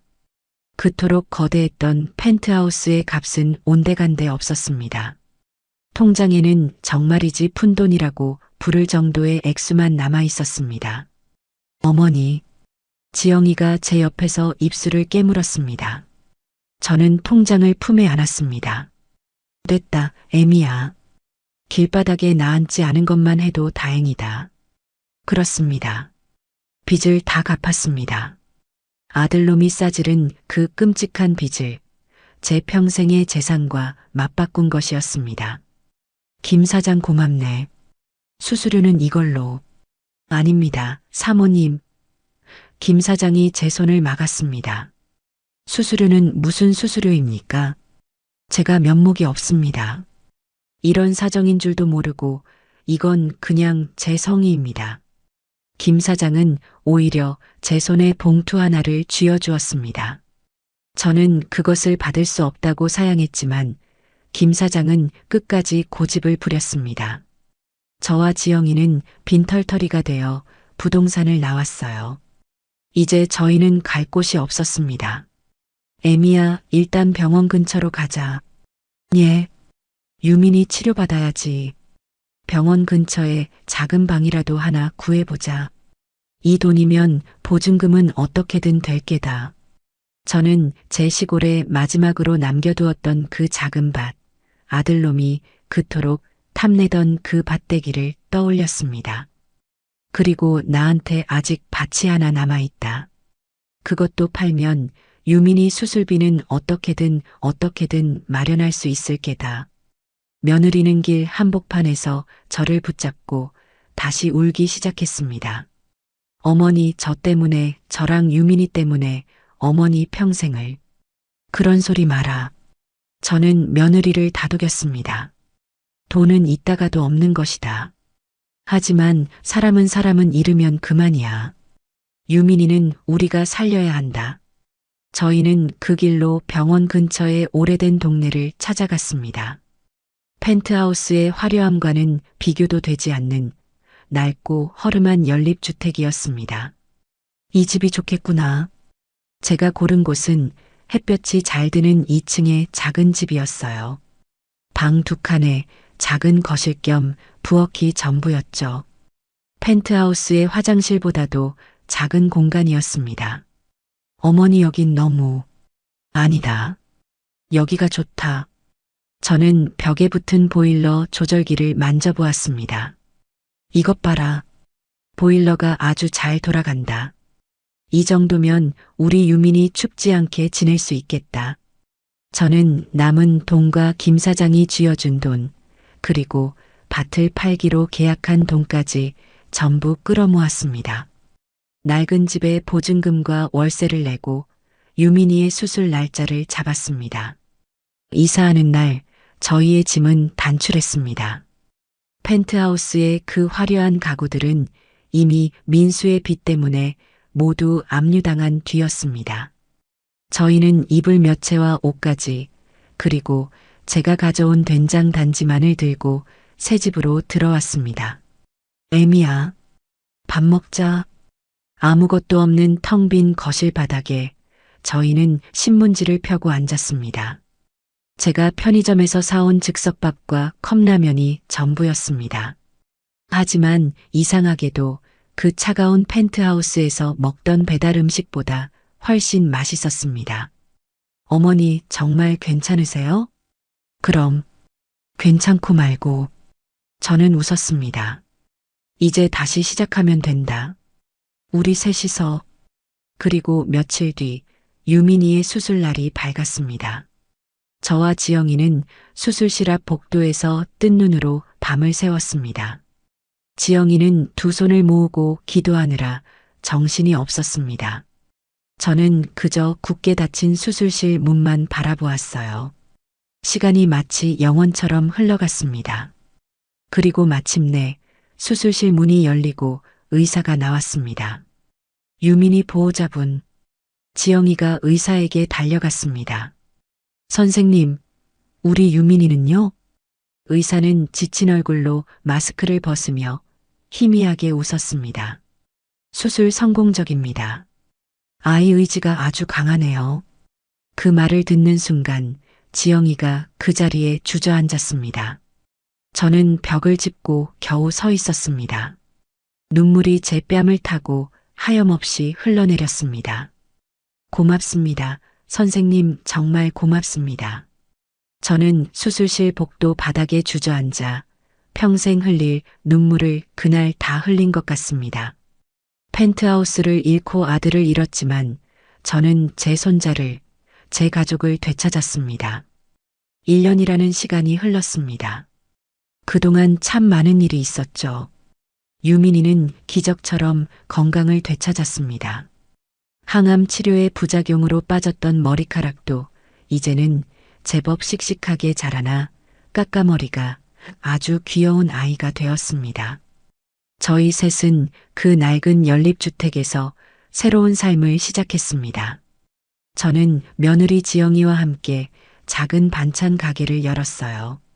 제가 평생 시골에서 담갔던 된장과 장아찌, 그리고 지영이의 깔끔한 음식 솜씨가 더해져 동네에서는 제법 입소문이 났죠. 할머니 손맛이라고들 했습니다. 새벽부터 밤늦게까지 고된 일이었지만 저희는 웃음을 잃지 않았습니다. 하루하루 버는 돈은 적었지만 그 돈은 빚으로 사라지는 돈이 아니라 유민이의 분유값이 되고 우리 세 식구의 따뜻한 밥값이 되는 진짜 돈이었습니다. 지영이도 완전히 다른 사람이 되었습니다. 펜트하우스에서 신경질적으로 휴대전화만 들여다보던 그 차가운 며느리는 이제 없었습니다.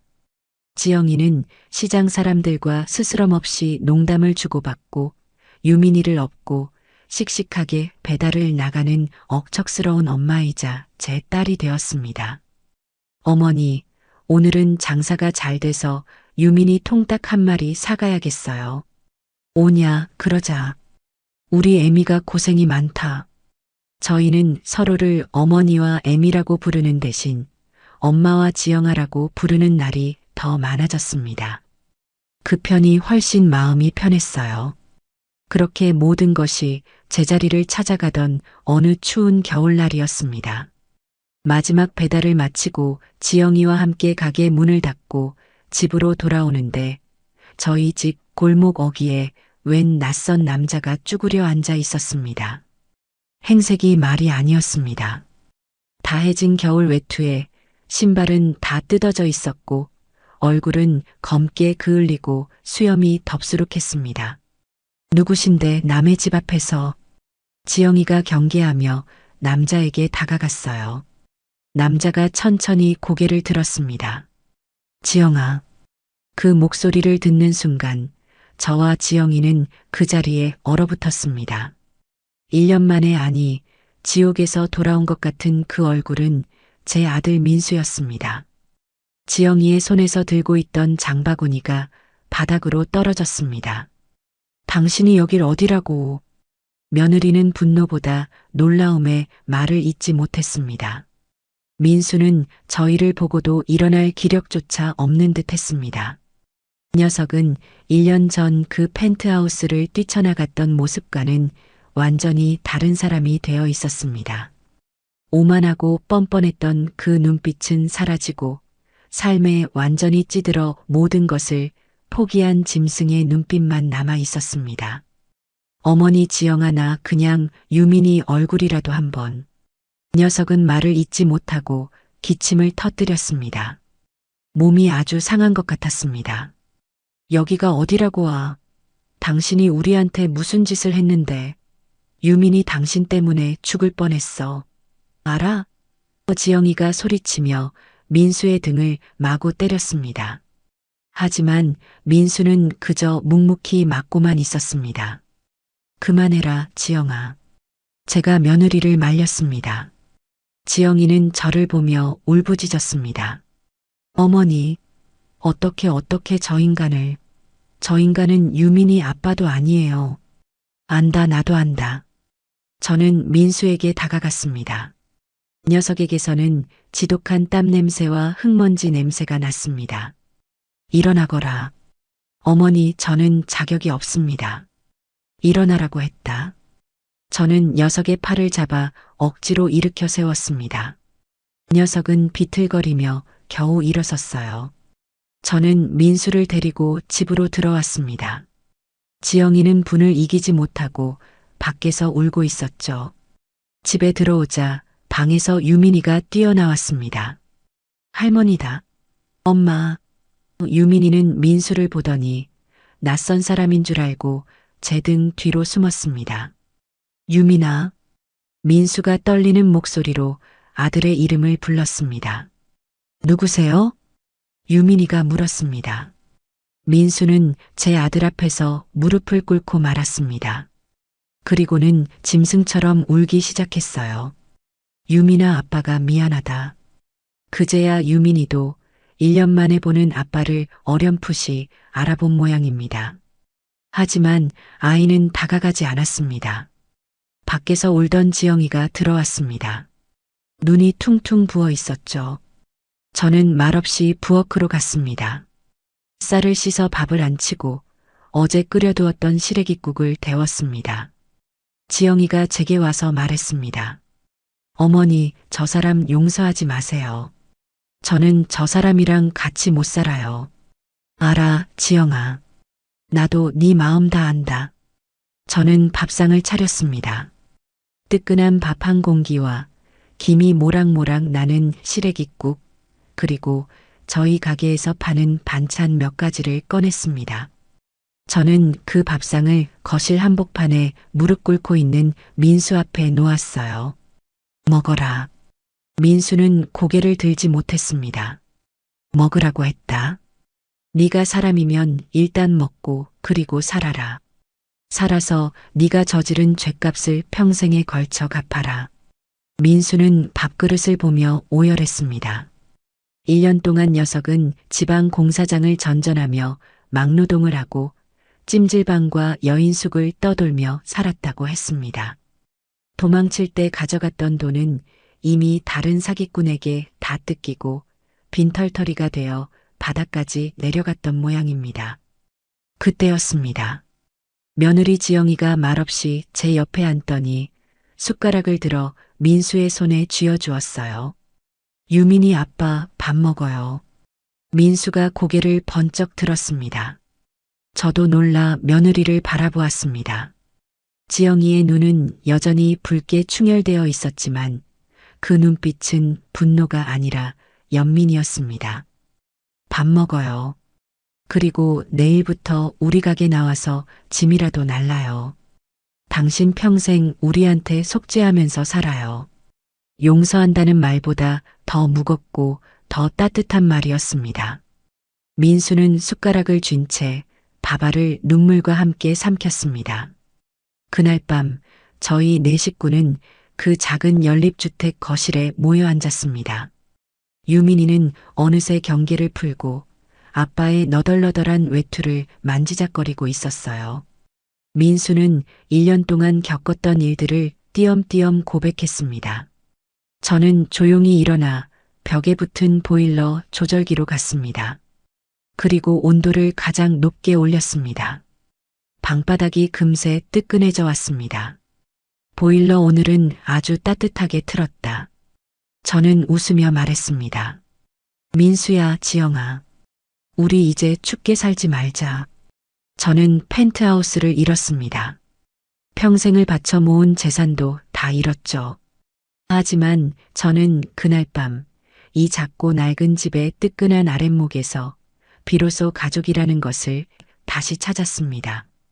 얼음장 같던 그 50층 펜트하우스가 아니라 서로의 온기를 나눌 수 있는 이 작은 집이야말로 제가 평생 원했던 진짜 내 집입니다. 그날 밤 저희 네 식구는 좁아터진 거실에 이불을 펴고 누웠습니다. 유민이는 제 옆에, 그리고 며느리 지영이는 문가 쪽에, 민수는 그 반대편 구석에 마치 죄인처럼 웅크리고 잠을 청했죠. 저는 잠이 오지 않았습니다. 1년 만에 돌아온 아들의 모습은 제가 알던 그 뺀질거리고 오만하던 아들이 아니었습니다. 공사판 흙먼지와 땀에 절어버린 그저 낯선 중년 사내였습니다. 녀석의 거친 숨소리를 들으며 저는 이 기묘한 동거가 과연 괜찮은 것일까 밤새 뒤척였습니다. 다음 날 새벽 저는 여느 때처럼 가장 먼저 일어나 가게에 나갈 준비를 했습니다. 부엌에서 쌀을 씻는데 구석방에서 민수가 조용히 나왔습니다. 녀석은 어제 입었던 그 더러운 옷 그대로더군요. 어머니, 일어났냐? 씻거라. 그리고 입을 옷이. 저는 제 장롱을 뒤져 오래전에 남편이 입던 낡은 작업복 바지 하나와 두툼한 내복을 꺼내 녀석에게 던져주었습니다. 그거라도 입어라. 민수는 아무 말 없이 그것을 받아들고 차가운 화장실로 들어가 한참을 씻더군요. 아침상이 차려졌습니다. 어제 먹다 남은 시래기국에 밥을 말았습니다. 지영이는 밤새 울었는지 눈이 퉁퉁 부은 채로 유민이를 챙기고 있었습니다. 네 식구가 밥상에 둘러앉았지만 숟가락 부딪히는 소리 외에는 아무 소리도 나지 않았습니다. 정적이 마치 얼음장처럼 무거웠습니다. 민수 씨, 밥을 다 먹어갈 때쯤 며느리 지영이가 입을 열었습니다. 녀석을 유민이 아빠도 당신도 아닌 민수 씨라고 불렀습니다. 그 호칭에는 아직 용서하지 못한 분노와 그럼에도 거두어야 하는 현실의 무게가 담겨 있었죠. 민수가 고개를 들었습니다. 어머니 말씀대로 오늘부터 가게 나와서 짐이라도 날라요.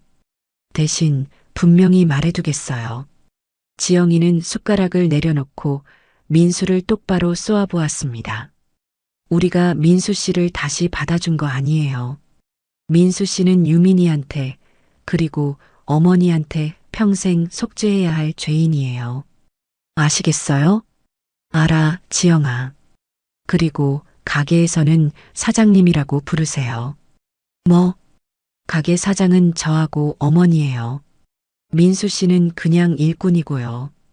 허튼 생각하지 말고 시키는 일이나 똑바로 해요. 며느리의 말은 칼처럼 차가웠습니다. 저는 그 말을 묵묵히 들었습니다. 저게 맞는 말이었습니다. 민수는 죗값을 치러야 했습니다. 그렇게 녀석의 첫 출근이 시작되었습니다. 저희 반찬 가게는 시장 초입에 있는 작은 가게였습니다. 새벽부터 장사 준비를 하려면 정신이 하나도 없죠. 민수 씨, 지영이가 가게 문을 열며 소리쳤습니다. 거기 멀뚱히 서 있지 말고 저기 배추 트럭 온 거 안 보여요? 가서 받아와요. 배추 100포기. 100포기. 민수는 어안이 벙벙한 표정이었습니다. 펜트하우스에서 서류 가방만 들고 다니던 녀석입니다. 어떻게는 무슨, 그냥 들고 오면 되지. 민수는 쭈뼛거리며 트럭으로 갔습니다. 배추 한 망을 드는데 녀석의 다리가 후들거리는 것이 보였습니다. 1년 동안 막노동을 했다고는 하지만 그동안 굶주리고 병들었던 탓에 몸이 완전히 망가져 있었습니다. 녀석은 배추 한 망을 어깨에 메고 오다가 그만 가게 문턱에 발이 걸려 그대로 고꾸라졌습니다. 와르르 배추가 바닥에 다 쏟아졌습니다. 아이고, 저 바보. 시장 입구에서 떡을 팔던 최 여사가 혀를 찼습니다. 아니, 박 사장, 저 양반은 누구요? 일 하나 똑바로 못하네. 민수의 얼굴이 시뻘겋게 달아올랐습니다. 녀석은 제 평생 누구 앞에서 저런 수모를 당해본 적이 없었겠죠. 죄송합니다. 죄송하면 배추값이 나와요? 지영이가 차갑게 말했습니다. 그거 다 주어요. 그리고 흙 묻은 잎 하나하나 다 떼어내요. 오늘 김치 담가야 하니까. 저는 녀석이 불쌍했지만 차마 거들어줄 수가 없었습니다. 민수는 차가운 시멘트 바닥에 쪼그려 앉아 흙 묻은 배추를 하나하나 주워 담았습니다. 그날 하루 종일 녀석은 재앙 덩어리였습니다. 양파를 까라고 시켰더니 눈이 맵다며 눈물 콧물을 다 쏟아내고 어머니 저 눈이 원래 양파는 눈물 콧물 쏟으면서 까는 거다. 그 눈물 네가 흘려야 할 눈물이라고 생각해라. 저는 매몰차게 말했죠. 무거운 깍두기 무통을 나르다가 발등을 찧어 피가 나기도 했습니다. 민수 씨, 정신 안 차려요. 그러다 큰일 나요. 지영이의 고함 소리가 가게를 울렸습니다. 점심시간이 되어 가게 뒷마루에서 밥을 먹었습니다. 민수는 밥알을 씹는지 돌을 씹는지 모르는 표정이었습니다. 녀석은 밥을 먹다 말고 퉁퉁 부은 제 손을 멍하니 바라보더군요. 평생 과수원에서 일해 굵어진 제 손마디였습니다. 어머니 손이. 왜 내 손이 뭐. 일하는 사람 손이 다 이렇지. 밥이나 먹어라. 오후에는 배달 가야 하니까. 오후가 되자 지영이가 낡은 배달용 자전거를 끌고 왔습니다. 민수 씨, 이거 타고 저기 신개발 아파트 3단지 105동 701호에 이 김치 좀 갖다 줘요. 자전거? 그럼 차라도 내줄까요? 우리 가게에 차 없는 거 안 보여요? 민수는 당황했습니다. 수억 원짜리 외제차를 굴리던 녀석입니다. 아니 내가 길을. 여기 주소 적어줬잖아요. 유민이도 찾는 길이에요. 얼른 다녀와요. 손님 기다리셔요. 민수는 결국 그 녹슨 자전거에 올라탔습니다. 반찬통이 가득 담긴 바구니를 앞에 싣고 비틀거리며 페달을 밟았습니다. 그 뒷모습을 보는데 참 만감이 교차했습니다. 저렇게라도 죗값을 치러야 했습니다. 그런데 녀석이 배달을 가고 한참이 지나도 돌아오지 않았습니다. 1시간, 2시간이 지나자 지영이가 초조해하기 시작했습니다. 아니, 이 인간이 또 도망쳤나? 반찬값 들고 튄 거 아니야? 어머니, 어떡해요. 내가 저 인간을 믿는 게 아니었는데. 지영이가 가게 앞치마를 벗어 던지고 뛰쳐나가려는 순간이었습니다. 저 멀리서 민수가 자전거를 끌고 오고 있었습니다. 녀석은 절뚝거리고 있었고 무릎팍은 다 깨져서 피가 흐르고 있었습니다. 민수 씨, 이게 무슨... 오다가 내리막길에서 넘어져서 그 김치가... 녀석은 차마 말을 잇지 못했습니다. 자전거 앞 바구니는 텅 비어 있었습니다.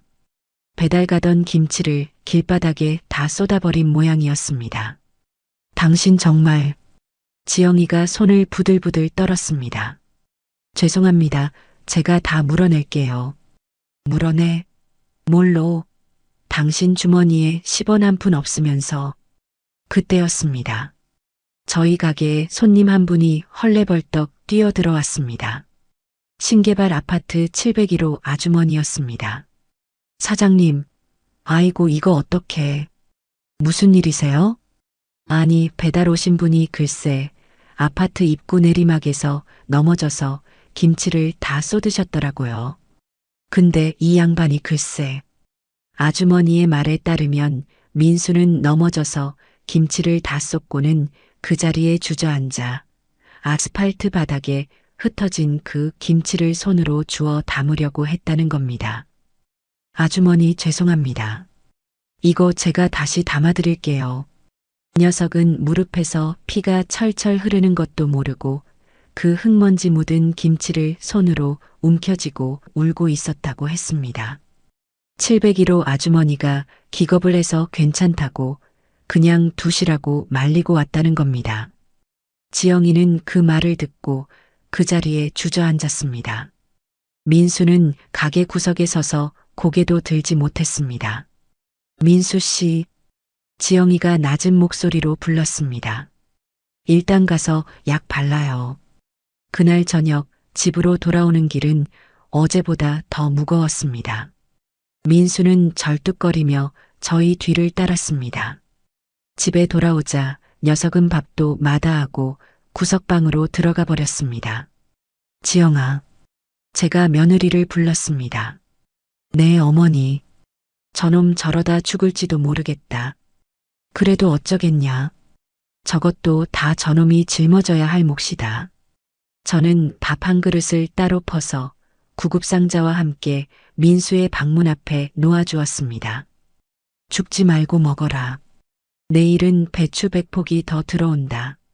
문 안쪽에서 녀석이 어깨를 들썩이며 우는 소리가 희미하게 들려왔습니다.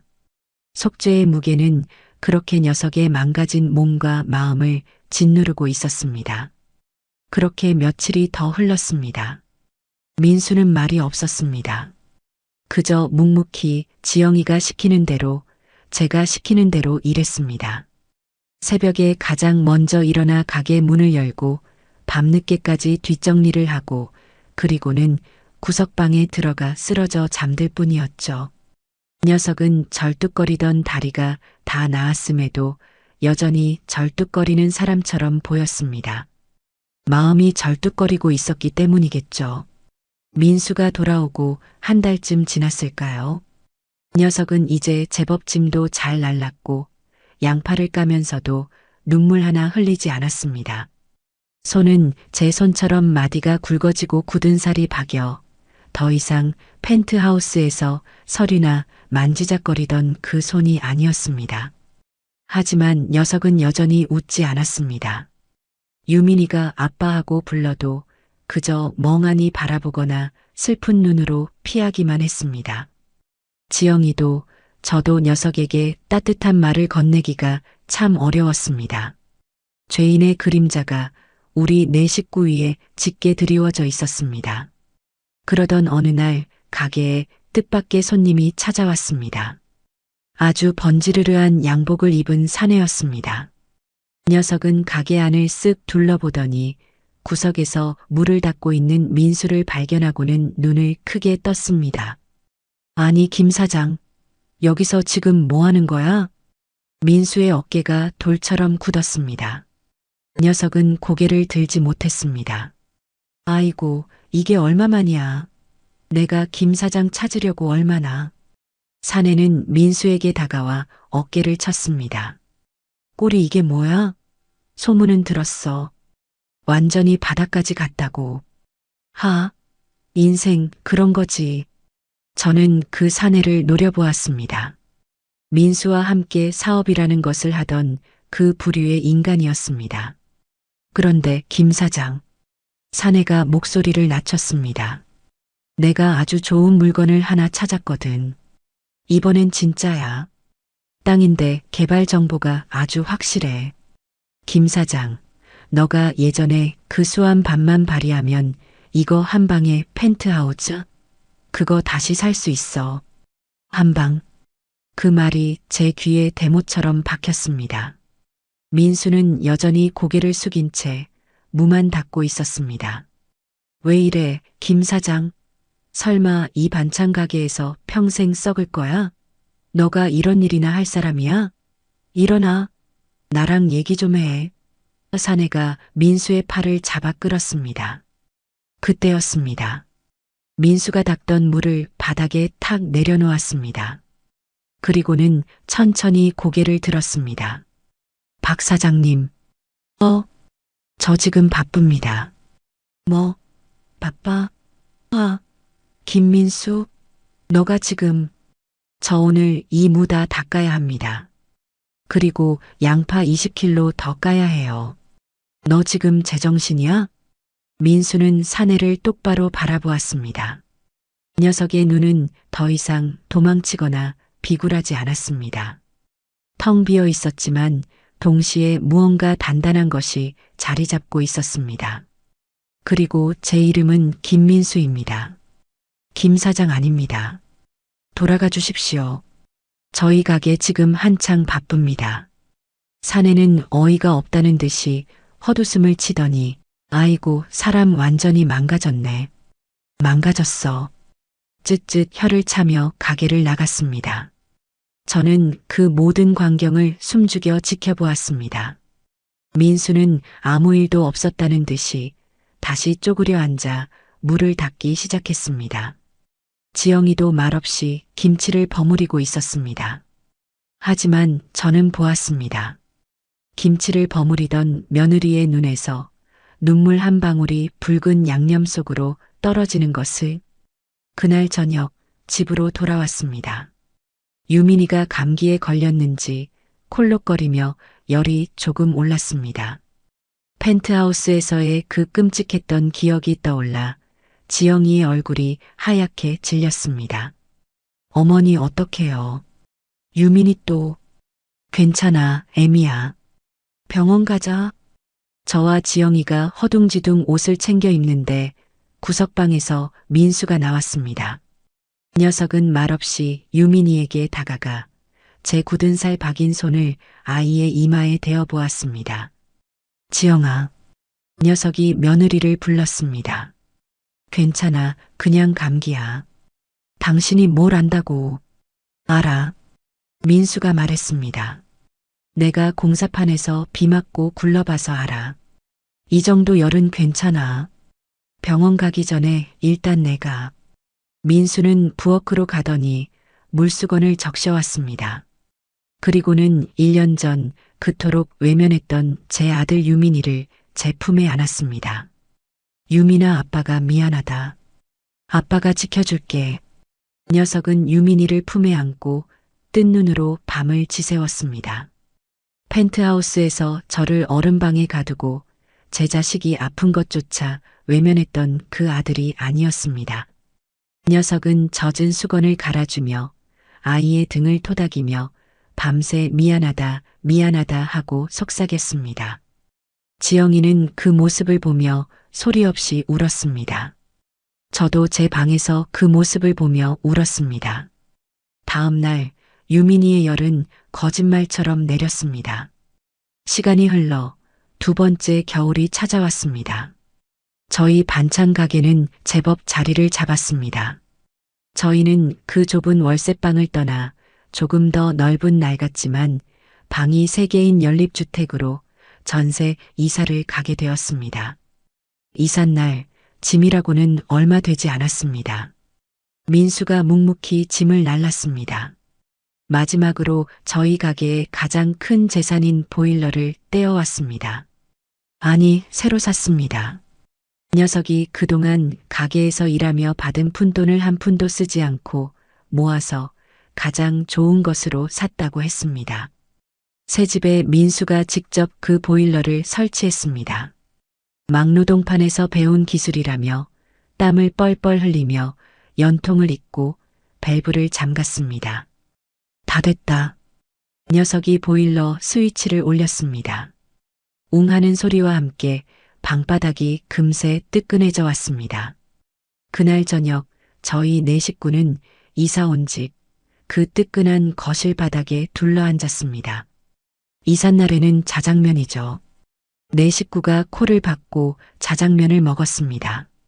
어머니, 민수가 저를 불렀습니다. 왜? 방 따뜻하세요? 저는 녀석을 보며 웃었습니다. 2년 만에 처음으로 아들을 보며 웃었습니다. 그래, 아주 뜨끈하니 좋다. 다신 어머니 춥게 안 사실 거예요.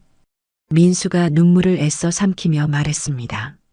지영이도 유민이도 제가 평생 따뜻하게 해줄게요. 며느리 지영이가 그런 민수의 밥그릇 위에 단무지 하나를 툭 올려주었습니다. 면 불어요.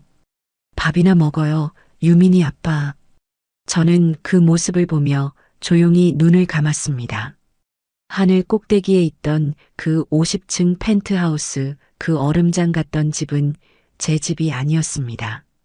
지금 이 낡은 연립주택 1층, 보일러 소리가 요란하게 울리는 이 뜨끈한 아랫목이야말로 제 진짜 집입니다.